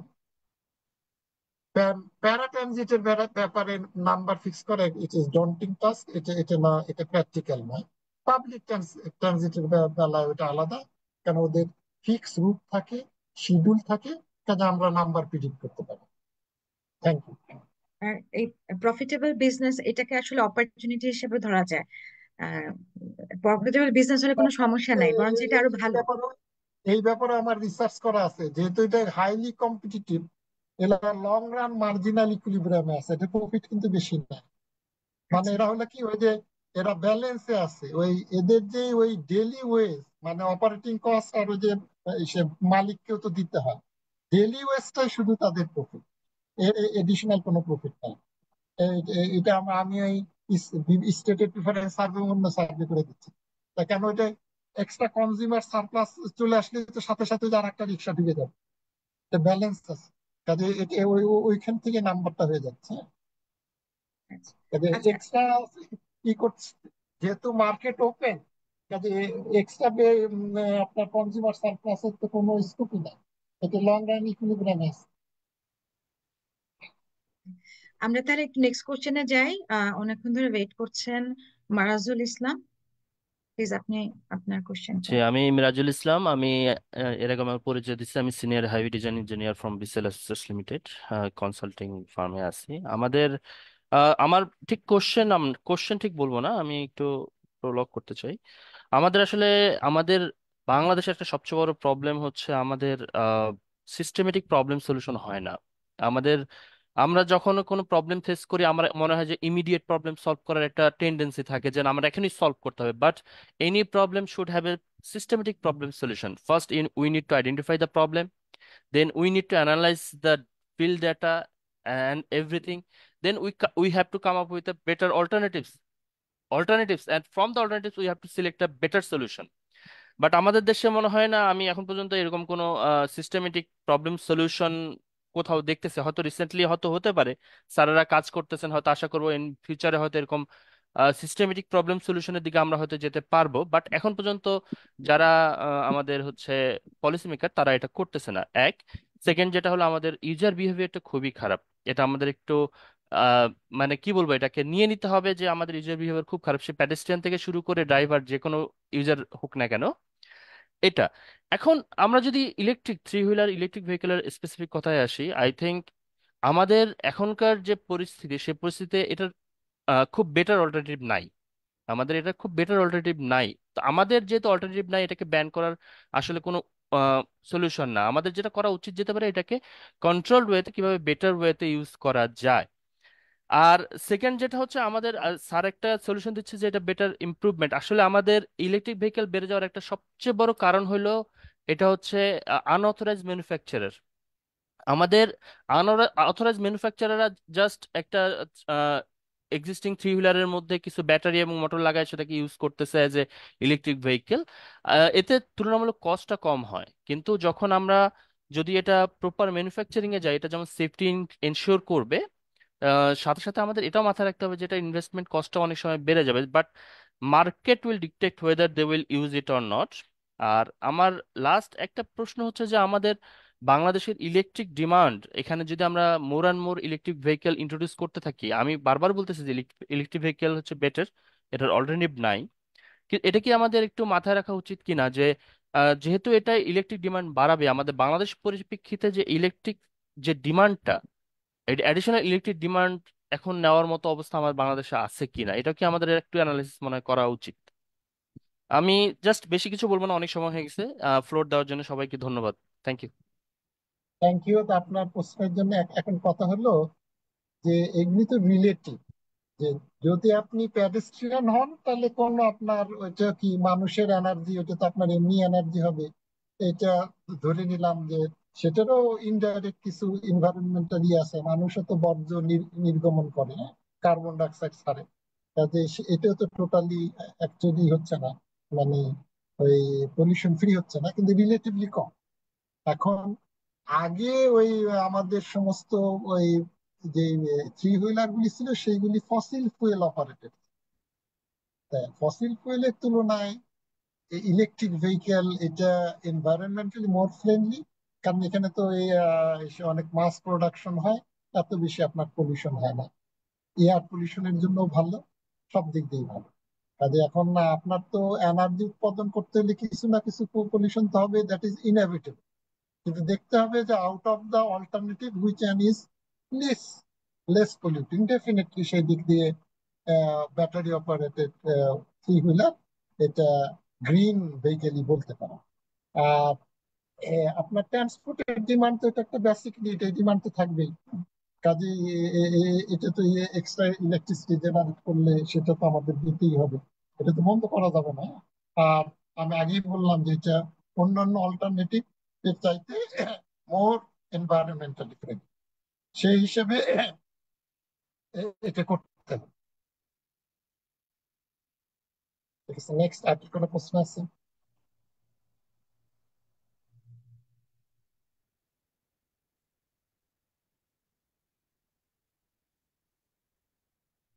Hello, আর কারো কোনো কোশ্চেন থাকলে প্লিজ করেন।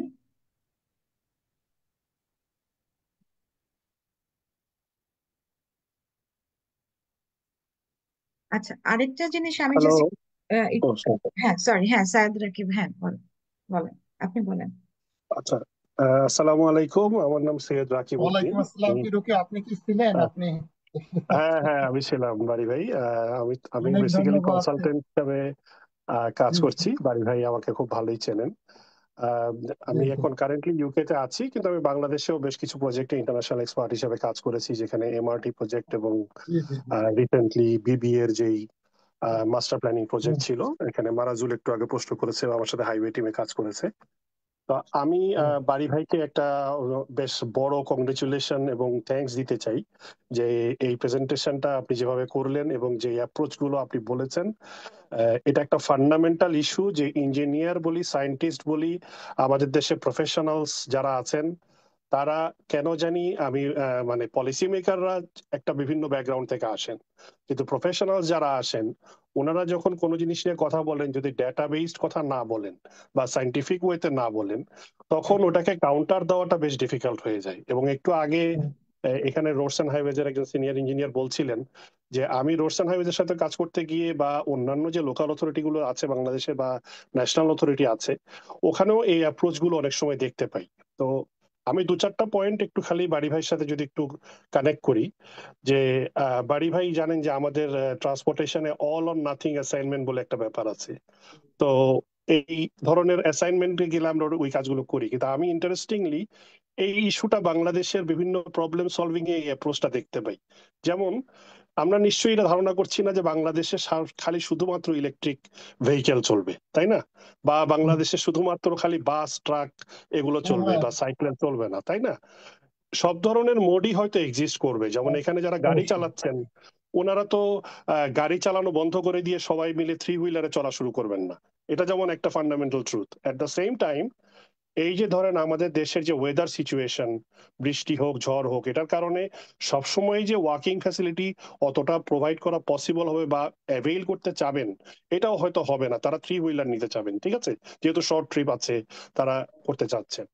এখন অসুবিধাগুলো হচ্ছে, যেমন ধরেন এই যে একটা প্রবলেম হচ্ছে যে মাথা কেটে ফেলার যে বিষয়গুলো, আমরা ম্যানেজ না করে কিভাবে তাকে এটা আরো বেশি ফ্যাসিলিটেট করতে পারি, এটা না করে কেবল খালি যেই একটা কমন সেন্স বেস, যেটা এই যে বাড়ি ভাই যেটা বললেন যে গাড়িতেই তো রাস্তায় চড়া উচিত বা বাসে ট্রাকেই তো যাওয়া উচিত, আমি কেন অন্য মোডে যাব? তো এই মোড কে এভাবে করে চিন্তা না করে যেমন সলিউশন গুলোর দিকে না যাওয়ার একটা প্রবলেম দাঁড়িয়ে যায়। অন দা আদার সাইড যেটা হয় যে আনকন্ট্রোলড বলতে বোঝাচ্ছি, যেমন ধরেন আপনি যদি পলিসিগুলো এমন করে দেন, যেমন এখন এই যে একজন বললেন যে অটোরিকশা চালানোটা লাভজনক, এখন লাভজনক বলে যদি আমি এটাকে এমন ভাবে অ্যালাউ করতে থাকি যে রাস্তার মধ্যে শুধুমাত্র অটোরিকশাই চলবে, ঠিক আছে, অন্য মোড অফ ট্রান্সপোর্ট গুলো চলতে পারবে না বা কনজেশন সিচুয়েশন তৈরি হবে। আমি আবারও বলছি যে এটা has to be supported by কি বলে ডাটা, দ্যাটস ট্রু। কিন্তু একটা ছোট জিনিসের প্রতি, ছোট না, একটা বেশ বড় জিনিসের প্রতি আমি বাড়ি ভাইয়ের দৃষ্টি আকর্ষণ করব। ধরেন 20-25 বছর আগেও যখন কেউ গাড়ি চালাতো ঢাকার রাস্তায়, তখন বা 20-25 বা আরেকটু আগে 30 বছর আগে যদি বলি, কিছু ফিক্সড ট্রাফিক সিগন্যাল হলেও কাজ করতো। হ্যাঁ, যেগুলোর মধ্যে লাইট জ্বলতো, লাইট অফ হতো। এর মধ্যে ম্যানুয়াল সিস্টেমের মাধ্যমে দেখা গেল যে ঢাকার অধিকাংশ রোডে ট্রাফিকরা ম্যানুয়ালি এগুলো ট্রাফিক পুলিশরা কন্ট্রোল করছে। এটা হতে গিয়ে আমি ড্রাইভারদের মধ্যে যে অ্যাটিচিউডটা দেখেছি, রাস্তার কি বাম সাইড দিয়ে চলবে কিনা, সে সামনে দিয়ে রোড ক্রস করার সময় একটা জেব্রা ক্রসিং থাকলে তার সামনে সে দাঁড়াবে কিনা, এই মিনিমাম ট্রাফিক নলেজ বা ট্রাফিক সেন্স গুলো যারা প্রাইভেট কার চালান ওনাদেরই ইদানিং অনেকের আমি দেখি যে এটা নাই। তাহলে আমি যখন রোডের মধ্যে একটা ইলেকট্রিক ভেহিকেলকে অ্যালাউ করতেছি, ওখানে আমাদের সমাজের যেই গ্রুপ থেকে উঠে এসে যারা এই থ্রি হুইলার গুলো চালান, তাদের তো ওই ট্রেনিং বা ওই নলেজের আরো বেশি অভাব আছে।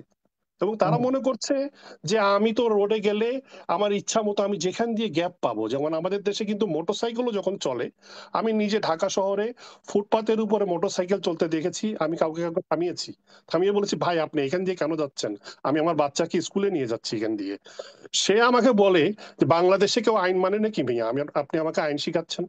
তো এই যে কনসেপ্টটা যে আমি মোটরসাইকেল চালাই আর থ্রি হুইলার চালাই আর রিক্সা চালাই বা গাড়ি চালাই, আমি রোডে যখন চলবো তখন আমি রোডের ট্রাফিক আইনটা মেনে চলবো, এবং এইটার জন্য প্রথমে তাকে এটা জানতে হবে এবং তারপর এটার ইমপ্লিমেন্টেশন করতে হবে।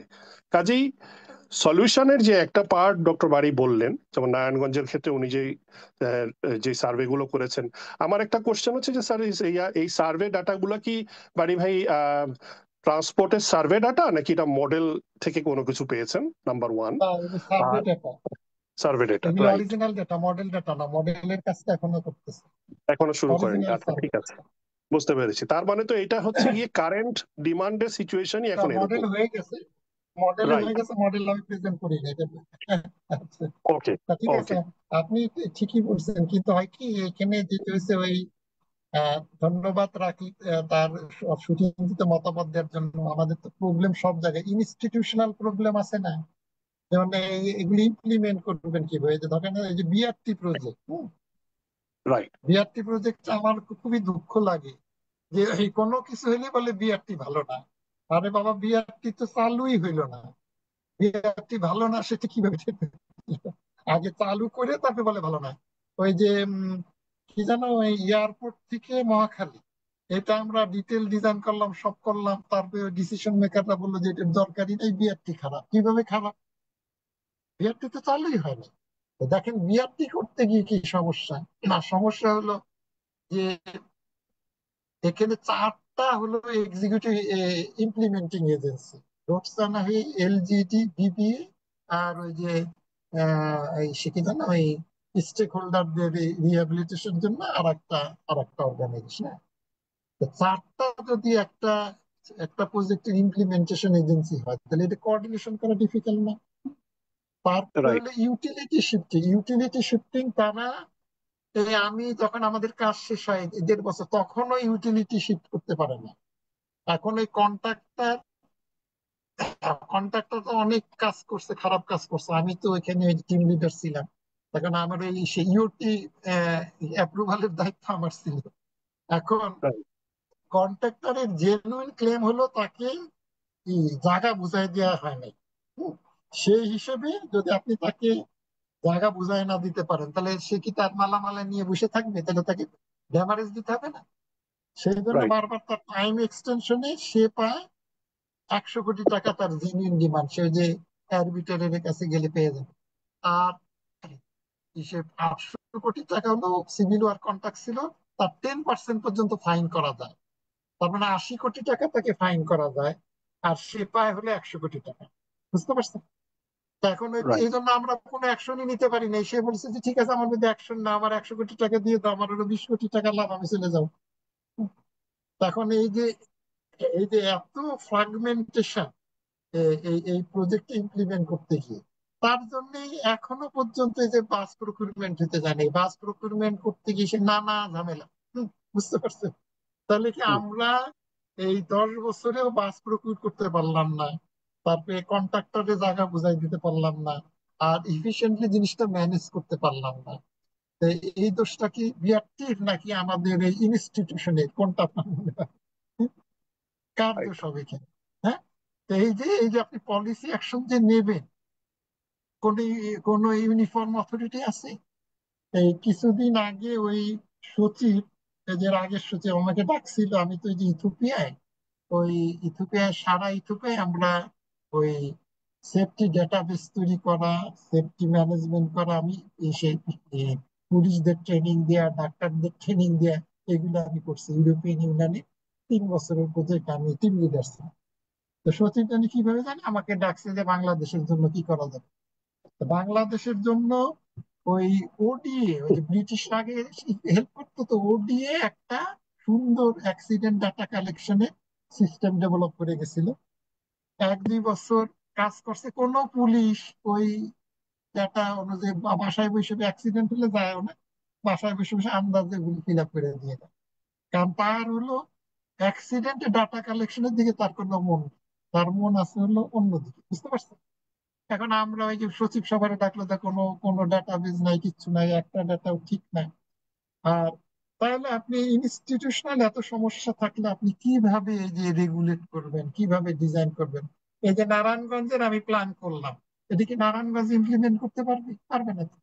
তাদের তো সেই অথরিটি নাই। ওই মেইন রোড গুলি করে রোডস অ্যান্ড হাইওয়েজ, ব্রিজ করতেছে এলজিডি, তারপরে পিডব্লিউডি করে কিছু জিনিস, বিআইডব্লিউটিও করে আর এক জিনিস। তাহলে এই মাস্টার প্ল্যান তো তারা কোনোদিন ইমপ্লিমেন্ট করতে পারবে না। তাহলে তাহলে আপনি এটার সলিউশন কি? তা আমাদের তো ওই অনেক জায়গা প্রবলেম না, পলিসি অ্যাকশন নিবেন। এই কিভাবে এই ব্যাটারি অপারেটেড রিক্সা রেগুলেট করতে হবে সেটা বললে আমরা বলে দিতে পারি, ব্যান না করে। আপনিও পারবেন, আমিও পারবো, তাই না?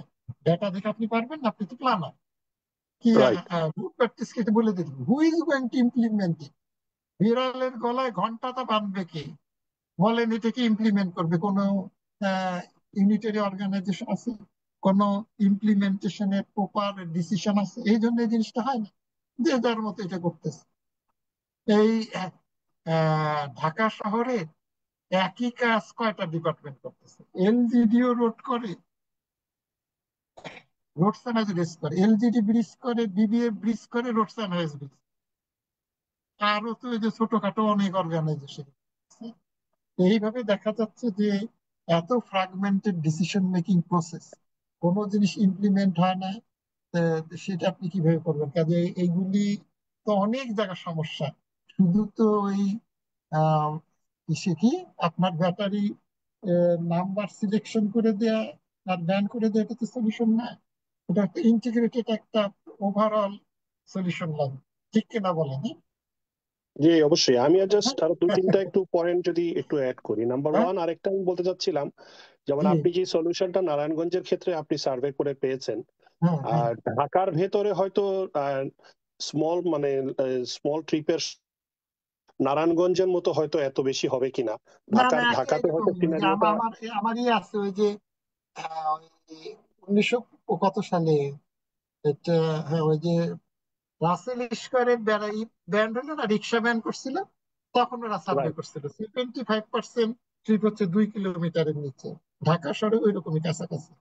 ওই ঢাকার মধ্যে ট্রিপের সংখ্যা আছে, হ্যাঁ ট্রু। হ্যাঁ, মানে তো এই যে ওই দেখেন, আমি বলি উত্তরায় তো প্ল্যান করা শহর, এখানে কম লোক থাকে। আমার পাশেই তো এই যে রেলের ওই পারে এ, এই হাজার হাজার লং বিল্ডিং, সেখানে ওই একটা গেট সাথে আর একটা জায়গা জানলাও খুলতে পারবেন না। ওখানে তো উত্তরের তুলনায় 10 গুণ লোক এখানে বেশি থাকে। তো তারা সব শর্ট ট্রিপ করে না, তারা যায় কোথায়? তাদের তো যাওয়ারই জায়গা নেই, শুধু শর্ট ট্রিপ ছাড়া কিছু। হ্যাঁ, না না, অবশ্যই বুঝতে শর্ট ট্রিপ পারছেন না? আছে, হ্যাঁ, কিন্তু আমি বলছি যে হ্যাঁ। মানে অরিজিন ডেস্টিনেশন যদি চিন্তা করি, ঢাকা হয়তো কম্পারেটিভলি নারায়ণগঞ্জের থেকে, নারায়ণগঞ্জে যেমন একটা মোর লোকালাইজড ট্রিপ হয়তো মেক করে, কিন্তু ঢাকায় হয়তো না, না, দেখা একই যায় যে একই না নেচার, একই rate। ওই কিছু। সার্ভে করে দেখেন, ওই যে ওই ওই হুম, industry একই রকম, একই দাম। ওই আচ্ছা। ইসের ওই ইন্টারমিডিয়েট ট্রিপ হবে 15 থেকে 20%, সবসময় তাই।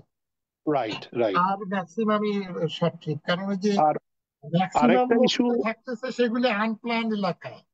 জানে যে উত্তর একটা প্ল্যান এলাকা, এখানে এখানে তুলনায় একই এলাকায় 10 গুণ লোক পাশে আছে না, তো তারা যেমন সব কেউ যদি পরিষ্কার। ঢাকার ভেতরে কেউ যদি উত্তরা থেকে পুরানা পল্টন বা মতিঝিলে যেতে চায়, তার যে হ্যাঁ, ট্রিপ লেংথটা হবে, এই হ্যাঁ। ট্রিপ লেংথটা তো ধরেন নারায়ণগঞ্জের ভেতরের যে এক পাশ থেকে আরেক পাশে গেলে সেই ট্রিপ লেংথের তুলনায় এই ট্রিপ লেংথটা আরো অনেক বড় হবে। না, আমার না, আমার আমি বলি পয়েন্টটা ছিল শুনেন, আমি বলি শুনেন, এই যে এখানে ঢাকায় কিন্তু এক একটা জন সেলফ সাফিসিয়েন্ট। এই যে আমি যখন রাইট। উত্তরায় থাকি, আমার তো আর অন্য কোথাও যাওয়া লাগে না। কারণ যে আমি সে ওই টিম লিডার ছিলাম, আমার বাসা অফিসের পাশে নিয়ে গেছে। আমি তো দেখতাম আমার কোনো জায়গায় আর যাওয়া লাগে না। এখানে এটি তো একদিক দিয়ে ভালো, মিক্স মোড আর সবকিছু তো এখানে আছে, আমি কেন মিরপুরে যাবো? ওই তারপরে যে নিচু শ্রেণী তারা তো ট্রাভেলই করে না, কাজের লোকগুলি আমার ওই বাসার পাশে রেলের ওই পারে থাকে, ড্রাইভার 1/2 কিলোমিটারের মধ্যে থাকে, বুঝতে পারছি। এরা এই ট্রিপ গুলি বেশি করে, মিরপুরেও তাই। রাইট। ম্যাক্সিমাম লোক লোকালাইজ। হ্যাঁ, মিরপুরে সবকিছু আছে। তারা ওই মিরপুরের লোক আগে যেমন ওই যে ধানমন্ডিতে যেত, আজকাল তো যাওয়া লাগে না। মিরপুরে কোন জিনিসটা নাই? কাজে right. Maximum trip short trip. কি বুঝাইতে পারছি আমি? হ্যাঁ, আমি বুঝতে পারছি। ধানমন্ডির লোক নাকি উত্তরে আসে, আগে আসতো। উত্তরায় তো সবকিছু আছে, কোথাও যাওয়া লাগে না তো। এই যে রাইট। আহ, বাসার নিচে মাছ মাংস সব পাওয়া যায়, কোথাও যাওয়া লাগে না, কাজে শর্ট ট্রিপই বেশি। একই ধরনের প্যাটার্ন। নারায়ণগঞ্জে বরং ওই যে কমিউটিং সার্ভিস বেশি আছে, কারণ ম্যাক্সিমাম লোক ইসে আসে ওই ঢাকা থেকে, ওই আপনার আহ ওই নারায়ণগঞ্জে দেয়। এই জন্য কমিউটিং রেল ট্রিপ আছে না, ওই ট্রিপ লেন্থ তো বেশ বড়। আমি সেই কোশ্চেনটাই করতে যাচ্ছিলাম যে ওই রকম যে নাম্বার অফ ট্রিপ যেটা আপনার নারায়ণগঞ্জ থেকে যারা ঢাকায় কমিউট করছে, ওই হুম। নাম্বার অফ ট্রিপ গুলো কি আপনার এই সার্ভের ভিতরে কি ইনক্লুডেড, এবং সেক্ষেত্রে হ্যাঁ, এটা অবশ্যই কত এভরিথিং। পার্সেন্টেজ কত পার্সেন্টেজ এরকম লং ট্রিপ ছিল, এবং তাদের এবং জন্য ওই আপনি কোন লং মোড ট্রিপে তো সাজেস্ট করবেন? 7-8%। আচ্ছা, সাত এবং আট তাদের জন্য কি এখন নারায়ণগঞ্জের যে মেট্রো লাইনটা প্রপোজড আছে, ওইটা কি বেটার অপশন হতে পারে বলে আপনার মনে হয়? মেট্রো লাইন না, ওই যে আমরা প্রপোজ করতেছি ওই যে ওই যেটা যে এখন এই রেল লাইন আছে না, জি। রেলটাকে ওই আপনার আমাদের তো ব্রডগেজ রেলওয়ে, ব্রডগেজের রেলওয়ে তো মেট্রোর চাইতেও ক্যাপাসিটি বেশি। ওরা তো অলরেডি আচ্ছা। ওইখানে 2 লেন বসায় ফেলছে। ওটা ইলেকট্রিক ট্রেন করে দিলে তো সে মেট্রোর চেয়ে বেশি লোক নিতে পারবে, খরচও তো অনেক কম। হ্যাঁ, রাইট। আমরা ওই এখন ওইখানে ওই 7টা স্টেশন আছে মেট্রোর মতো, আমরা আরো স্টেশন আরো প্রায় সব মিলে 12-13টা স্টেশন বাড়াইতে বলতে, সব করতে বলতেছি। ওই আচ্ছা। রেলে সার্ভিস দিবে, কারণ আমি ওই যে লন্ডনে আমি বোরহামুদে থাকতাম, লন্ডনে আমি ট্রেনে করে 10 মিনিট আসছি না, ওটা তো জি। ইসের চাইতে ভালো। হ্যাঁ, তো ওইভাবে অসুবিধা কি, আন্ডারগ্রাউন্ডের চাইতে তো ট্রেনে তো ভালো। হ্যাঁ, ওই আপনার অ্যাবসলিউটলি। হ্যাঁ, আপনি ওইটাই আমি আপনার সাথে এই বইটাতে এগ্রি করছিলাম যে আসলে হ্যাঁ, বিভিন্ন মোড অফ ট্রান্সপোর্ট আছে, বিভিন্ন হ্যাঁ, টাইপ অফ ট্রিপের উপর বেসিস করে, ট্রিপ পারপাজের উপর ডিপেন্ড করে, এবং যিনি ট্রিপ দিচ্ছেন, এই যে একটু আগে আপনি যেটা বললেন যে নাম্বার অফ প্যাসেঞ্জার ক্যারি করাটাকে আমরা প্রায়োরিটি চিন্তা করা উচিত, রাদার দেন কয়টা গাড়ি যেতে পারছে। হ্যাঁ, হ্যাঁ, এখন definitely. এখন এভাবে যদি আমরা যখন কনসিডার করব, তখন অটোমেটিক্যালি পাবলিক ট্রান্সপোর্টের প্রতি আপনার বা হ্যাঁ, যেই যেই আমি ট্রান্সপোর্টেশনের। আপনাকে উদাহরণ দিই, আমাদের ওইখানে 12টা জাংশন আছে। এখন রাইট। প্রথমে ওই যে আপনার ওই দিয়ে ওই যে নাকি যে অস্ট্রেলিয়ান একটা সফটওয়্যার আছে নাকি, আর কি দিয়ে, আর কি দিয়ে না কি যেন ভুলে গেছে এটার নাম। ওইটাতে ওই আমার ইঞ্জিনিয়ার সেই করে আনছে। ওখানে ওই পারফরমেন্স ইন্ডেক্স আছে ভেহিকেল, ভেহিকেল মুভমেন্ট। তো আমি বললাম রাইট। যে এইটা করলে আমি যদি এখানে বাস প্রায়োরিটি দিই, তাহলে এটা তো দেখাবে লেভেল অফ সার্ভিস ইউ হয়ে গেছে, কেন ওই বাসের সংখ্যা কমে গেছে, ডিলে বাইরে যাচ্ছে। এটা তো হইলো না। তারপর আমি রাইট। নিজে অ্যালগোরিদম লিখে ওই ওই ওইটারে ওইটারে কনভার্ট, আমরা একটা পেপার লিখবো ভাবতেছি, ওইটারে কনভার্ট আচ্ছা। করছি যে এখানে হলো প্যাসেঞ্জার ফ্লো। তো প্যাসেঞ্জার ফ্লো করলে ওই সলিউশন একদম উল্টে যায়, গ্রিন টাইম টাইম সবকিছু উল্টে যায়, বুঝতে পারছেন? রাইট। তখন ওই যে রাইট। বাস প্রায়োরিটি দিলে লাভ দেখায়। রাইট। প্যাডিস্ট্রিয়ান ওই যে প্যাডিস্ট্রিয়ান যদি অল রেড দিই, এখন তো কোনো অল রেড নাই। হ্যাঁ, এখন আপনি ধরেন ওই ইসে অস্ট্রেলিয়ান সফটওয়্যার আপনি ডিজাইন করলেন, অল রেড মানে কি, আমি গাড়িগুলি থামাই দিলাম না, তাহলে তো অলওয়েজ দেখাবে যে আমার এই এই অ্যাকশনটা ভুল। হ্যাঁ, ওই যে তারপরে যে ওই বিভিন্ন মডেলিং সফটওয়্যার যারা ওই ভিতরে প্রিন্সিপাল না বুঝে লেমেনের মতো ইউজ করে, সে কি বলবে যে আমি মডেলের সলিউশন দিচ্ছি যে প্যাডেস্ট্রিয়ানের জন্য যদি অল রাইট, ইউকে তে সমস্ত জাংশনে অল রাইট ম্যান্ডেটরি না, অল রাইট তো একটা দিতেই হবে, নাহলে তো প্যাডেস্ট্রিয়ানের জন্য খারাপ না। আর অল রাইট ইন্ট্রোডিউস করলে দেখাচ্ছে কি লেভেল অফ সার্ভিস কমে যাচ্ছে। আমি বললাম যে এটা তো হইতে পারে না, এটা তো ওই পারফরমেন্স ইন্ডেক্স রং। তারপর আমি অ্যালগোরিদমে চেঞ্জ করে দিলাম, পারফরমেন্স ইন্ডেক্স হবে কি, আমাদের কাছে তো ডাটা আছে এভারেজ ভেহিকেল অকুপেন্সি তো জানি, যে না ওই ম্যাক্সিমাইজেশন অফ প্যাসেঞ্জার। এখন দিতে দেখলে দেখা যায় যে থ্রি হুইলার দিলে ভালো হয়, বাস প্রায়োরিটি দিলে ভালো হয়, কেন ওই যে থ্রি হুইলার গুলি তো খারাপ না, এক একটাতে 7-8 জন লোক উঠে এক একটা। বুঝতে রাইট। পারছেন আপনি? এটা একটা ব্যাপার, এটা তো জায়গাও বেশি নেয় না, এটা তো এফিশিয়েন্ট একটা সিস্টেম। কাজে অ্যাপারেন্টলি আমাদের তো ওই প্রত্যেকটা জায়গায় ডিমান্ডে সাপ্লাই ডিমান্ড অনেক বেশি। আপনি যাই করেন না কেন এটা কনজেস্টেড থাকে। এটার তো অন্য ও সলিউশন আছে, সেগুলি তো ওই যে ল্যান্ড ইউজ প্যাটার্ন ট্যাটার্ন, ওইদিকে আমি যাচ্ছি না। ডিমান্ড কনস্ট্যান্টের অন্য মেজার নিতে হবে। কিন্তু এই লিমিটেড সাপ্লাইয়ে সব সময় মনে হবে কনজেশন থাকবে, এটা তো আপনি অ্যাভয়েড করতে পারতেছেন না। এর রাইট। এর জন্য যে সলিউশন, সেই সলিউশন তো নেয়ার মতো, যে বললেন না ওই যে সাধারণ ওই সে ফুটপাতি ছাড়তে চায় না, এটার জন্য যে ত্যাগ করতে হবে সেগুলি তো আমরা জানি। সেগুলি কি আপনি ডিসিশন মেকারদের কনভিন্স করতে পারবেন? আপনি আমার কথা বুঝতে পারছেন আশা করি, রাইট। তাই না? রাইট। হ্যাঁ, হুম। ডিমান্ড রেস্ট্রিকশনের মেজার আছে না, অবশ্যই আছে, we know how to do it. সেগুলি তো সেই পর্যায়ে তো পৌঁছাই না। কাজে তার আগের স্টেজ আমরা এখনো রয়ে গেছে। কাজে চাইলে সেগুলিও করা যায়, কিন্তু কি আমার না তো এই, এখন হ্যাঁ, আপ- আপনি যেমন মানে আমরা যেহেতু জিনিসটা জানি যে ধরেন আপনি যেমন এই মেট্রো প্রজেক্টের যেই প্রজেক্ট গুলোতে ইনভলভ ছিলেন এবং পাশাপাশি এই যে এখন নারায়ণগঞ্জের মাস্টার প্ল্যান প্রজেক্টে কাজ করছেন, আমি একটু জানতে চাই যে এই সময়গুলোতে তো আপনার মোটামুটি পলিসি মেকারদের সাথে অনেকগুলো এনকাউন্টারের মধ্যে হয়েছে, হ্যাঁ, এবং আপনি হয়তো অনেকদিন ধরেই এই বিষয়গুলো বলার চেষ্টা করছেন।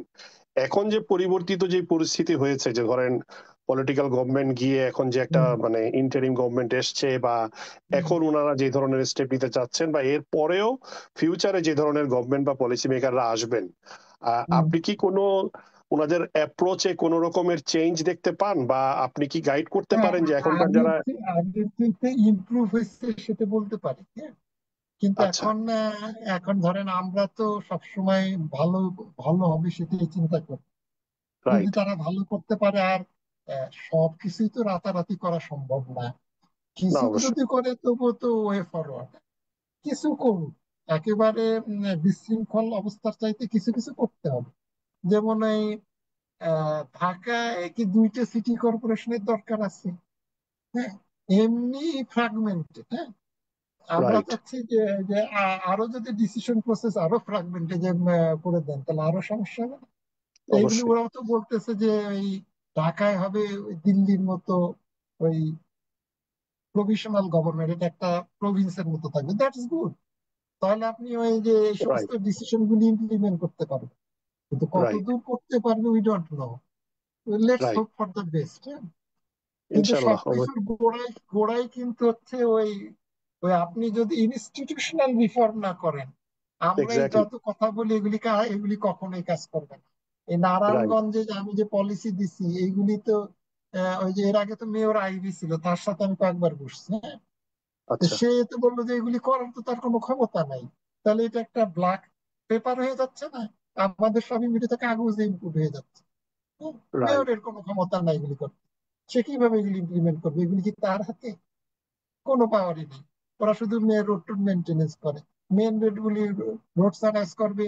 ওই শীতলক্ষার উপর একটা ব্রিজ হচ্ছে, বড় ব্রিজটা করছে রোড সানাইজ, ছোটটা করতেছে এলজিডি। তারপরে যে ঘাট গুলি করে বিআইডব্লিউটিসি। তো দেখলাম তারা ভার্চুয়ালি কোনো কাজই করে না। তাহলে তারা এটা ইমপ্লিমেন্ট করবে কি? রাইট। রাইট। হ্যাঁ, তো তো থ্যাংক ইউ বারি ভাই এখন আমাকে সুযোগ দেওয়ার জন্য। আমার না না, ঠিক আছে, থ্যাংক ইউ। কিন্তু আমাদের তো ওই হতাশ হলে চলবে না। এটা তো no, আমাদেরই দেশ, হ্যাঁ। চেষ্টা তো করে যেতে হবে, সঠিক কথা বলতে হবে। যেমন আগে যখন এইসব কথা বলতাম লোকে তো পাগল বলত, এখন তো অ্যাটলিস্ট পাগল বলেন।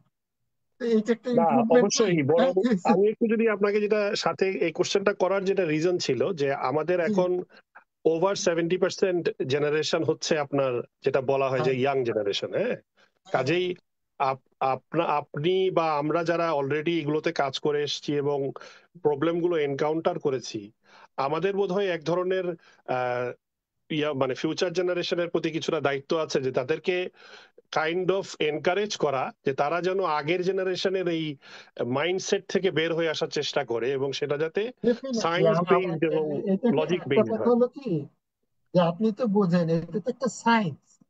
এটা এক্স্যাক্টলি। তো ওই যে ওই যেমন ওই ওই লোকে কমন সেন্স থেকে যেটা বললো সেটা তো সলিউশন না। আমার মা বলছে যে হুম। সে ওই আগে ওই কলেরায় বহু লোক মারা যেত। হুম, রাইট। কলেরায় কি ওই পাতলা পায়খানার পানি, বমি হইতো, পানি পড়তো, তো মনে করতো যে পানি খারাপ, তা কাজে রাইট। কলেরার রুগীকে পানি খেতে দিত। তার রাইট। মানে কি, যে জিনিসটা খেলে সে বেঁচে যাবে সেটাই কি কমন সেন্সে বলতেছে তার লেখা খাইতে দিও না। তাহলে রাইট। এখানে সেরকম হচ্ছে না।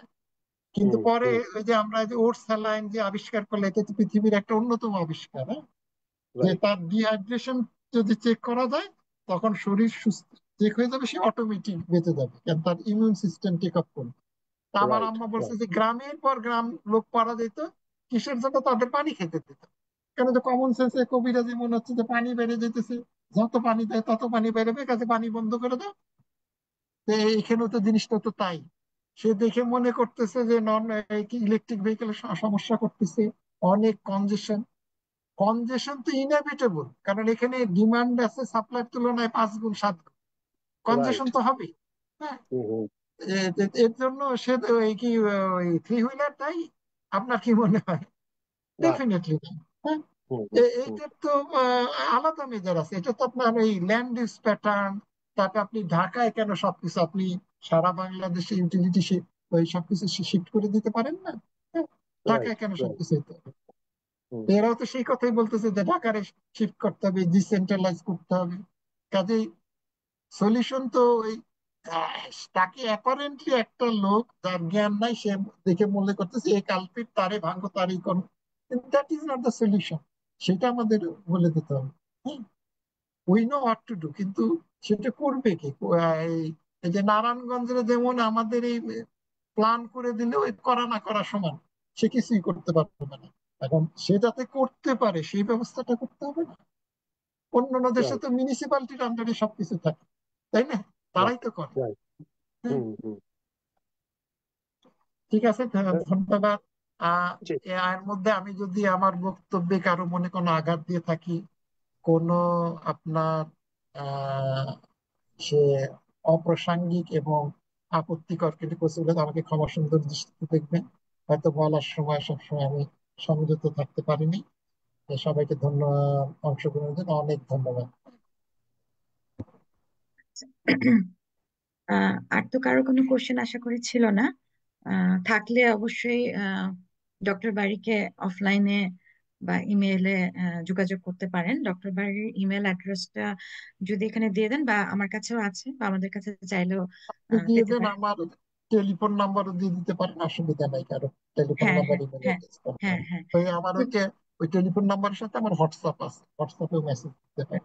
হ্যাঁ। আমি সাধারণত ওই আমি তো আপনার ওই এসেছিলাম, প্রজেক্টের টিম লিডার ছিলাম।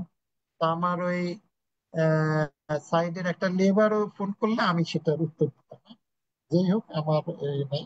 উনি আমার কন্ট্রাক্টরাই বলতো যে তোমার পরিবর্তে এর আগে ছিল অস্ট্রেলিয়ান, তার কাছে আমার আসতে যে অ্যাপয়েন্টমেন্ট নিয়ে আসা লাগতো। আমি বলি যে ওই সব আমি মেনটেন করিনি, আমি এখানেরই লোক। আর এটা ঠিক হতো না। ওই একটা লেবারও ফোন করলে এমন কেউ কেউ বলতে পারবে না যে আমি সেটা রিপ্লাই দিব।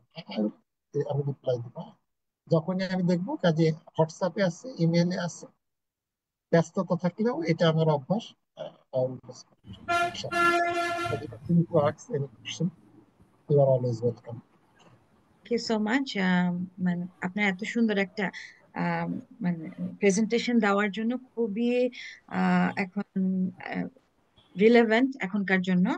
আর আরেকটা জিনিস আসলে অনেকে বলতে বলে না এখানে, আমি জাস্ট একটা একটা জিনিস ইনক্লুড করি। হয়তো ডক্টর বাড়ি এটাতে পরে আমাকে অফলাইনে কিছু বলতে পারবে যে আমরা আসলে ট্রান্সপোর্ট ইকুইটি নিয়েও কথা বলি নাই। কারণ হচ্ছে আমরা খালি গাড়ি চললেই তো হবে না। এখানে একটা বিশাল জনগোষ্ঠীর মানুষ আছে যারা আসলে কোনো কিছু অ্যাফোর্ড করতে পারে না।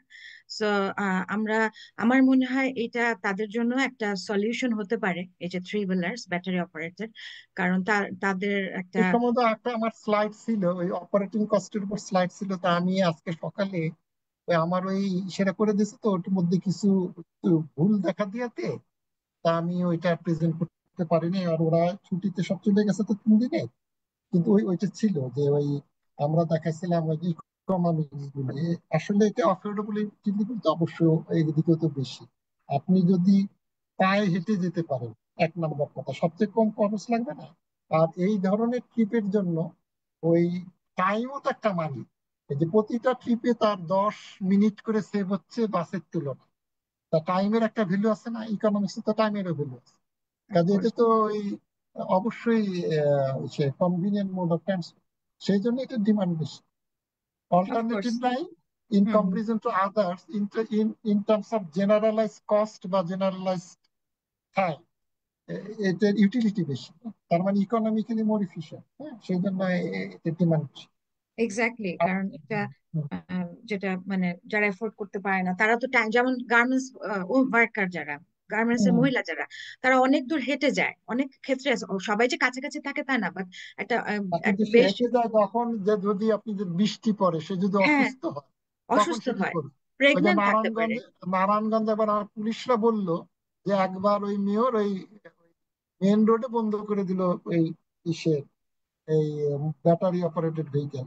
তখন ওই রুগীরা এসে কান্নাকাটি করছে পুলিশদের, যে আমার এই রুগীকে ওইখানে তো কোনো যেতে পারে না, তো আমি কিসে নিয়ে যাব?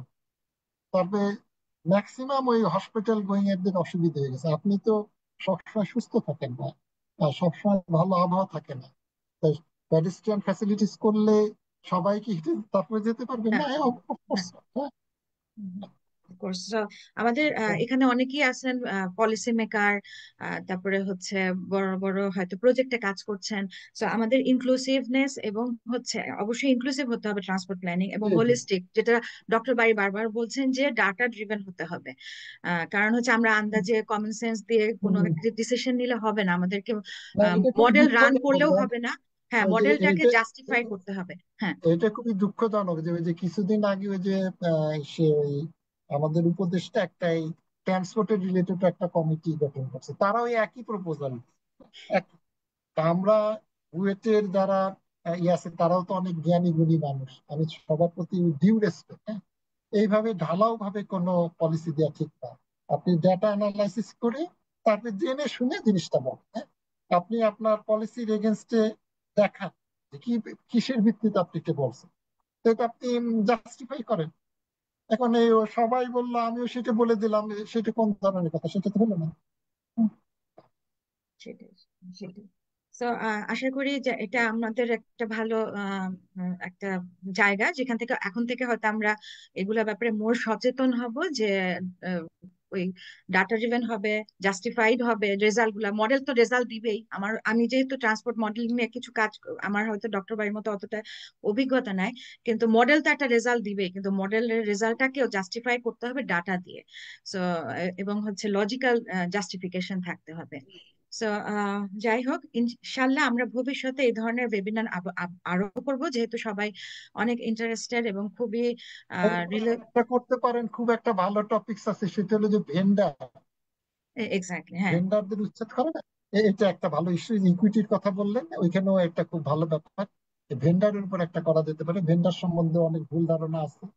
হ্যাঁ, এইটা ওই মেয়রকে বুঝাইতে আমার কষ্ট ছিল, পরে বুঝতে পারছিল। আগের যে মেয়র ছিল আইভি, সে ওই প্রথমে বলে যে ভেন্ডারদের সে ওই সব উঠাই দিতে হবে। আমি বললাম যে দেখেন, ভেন্ডারদের উঠাই দিয়ে তো আপনি একটা মার্কেট করে দিলেন, সেখানে তারা যায়, বলে যে না যায় না।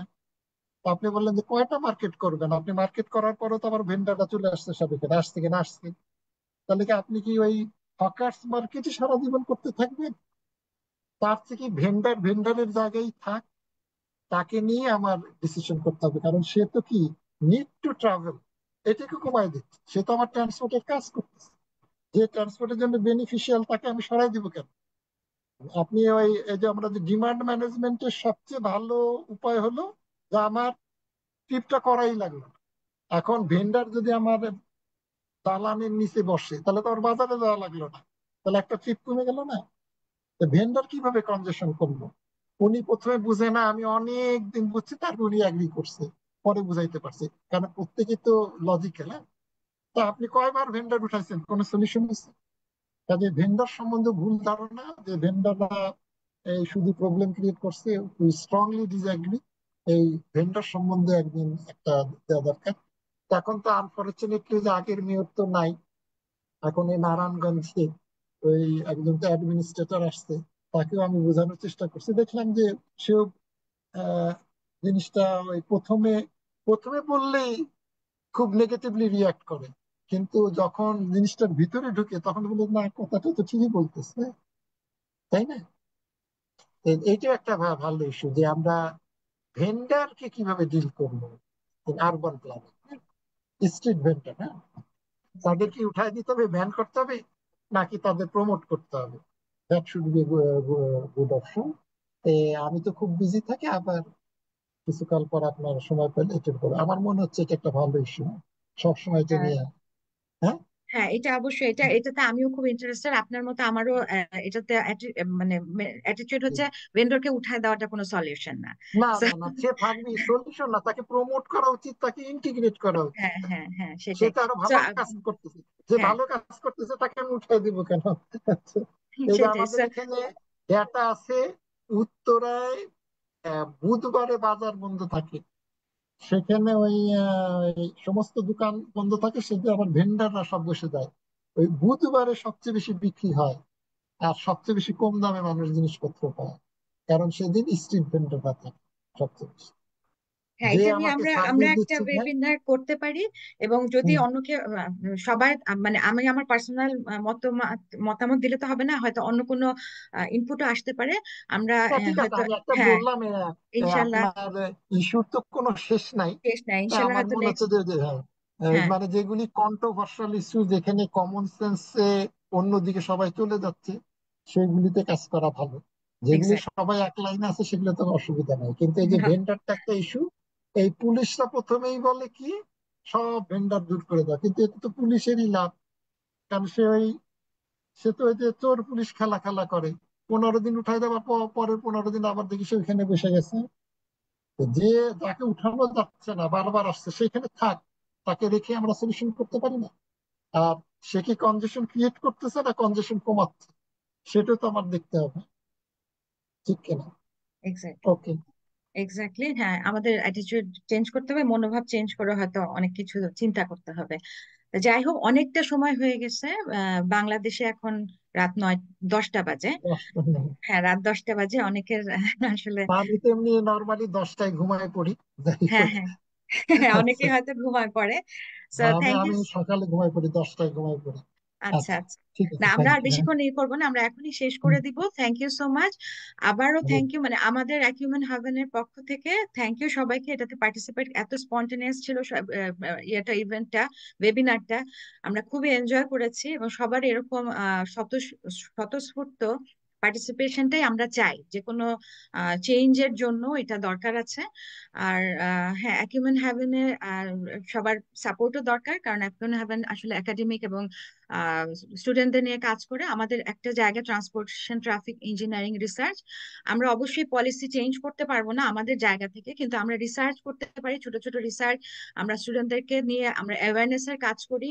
তো এগুলাতেও যদি কারো কোনো পার্টিসিপেশনের ইচ্ছা থাকে, always we are welcoming everyone two contribute. কারণ আমরা আসলে এই ধরনের প্রফেশনাল লোকজনকেও চাই যেন আমাদের সাথে থাকে, তাতে আমাদের কাজটা আরো ভালো হবে।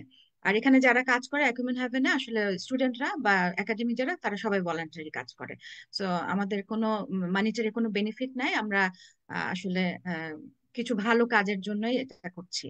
আর ট্রান্সপোর্ট প্রফেশনাল ফাউন্ডেশন বাংলাদেশ, সেটা তো অবশ্যই সব অনেকে এখানে আছে ওখান থেকে। তো এটা একটা নতুন প্ল্যাটফর্ম। আমরা হচ্ছে ট্রান্সপোর্টেশন প্রফেশনাল যারা, তারা একটা ছাতার তলে দাঁড়িয়ে এই যে এই ধরনের ইস্যুগুলা নিয়ে কথা বলবো এবং অ্যাওয়ারনেস করব। এটা আমাদের একটা প্ল্যান আর কি। ভবিষ্যতে এখনো রেজিস্ট্রেশনের কাজ হচ্ছে, ইনশাল্লাহ হয়ে যাবে সুন। তো এই তো, সবাইকে এগেইন ধন্যবাদ এতক্ষণ সময় দেওয়ার জন্য। তাহলে আজকে আহ যদি আর কারো কিছু বলার না থাকে, আহ আচ্ছা, তাহলে আমরা শেষ করে দিতে পারি। আর যদি কারো কিছু বলার থাকে এখনো বলতে পারে আর কি, কোনো কনক্লুডিং রিমার্ক বা কিছু। আহ ঠিক না আছে, ম্যাম, খুব আমাদের সম্ভবত, আসলে জি, খুব সবাইকে অনেক অনেক সম্ভবত আর ধন্যবাদ। কারো কিছু বলার নাই। তা হ্যাঁ, আমি সবাইকে আমার বক্তব্য শোনার জন্য আন্তরিক ধন্যবাদ। আর পরিশেষে আমি হয়তো অনেক কন্ট্রোভার্সিয়াল কথা বলছি, এটা হয়তো অনেকে কেউ যদি মনে আঘাত পেয়ে থাকেন তাকে ক্ষমা সুন্দর দৃষ্টিতে দেখবেন। তবে আমি কোনো কথাই আমার ব্যাটার বাইরে বলার চেষ্টা করিনি, আমি সেই জন্য সবাইকে অনেক ধন্যবাদ। আসসালামু আলাইকুম। ধন্যবাদ ওয়ালাইকুম স্যারকে। থ্যাংক ইউ সো তাহলে মাচ নাও আমরা মূল্যবান বক্তব্যের জন্য। Thank you. Thank you.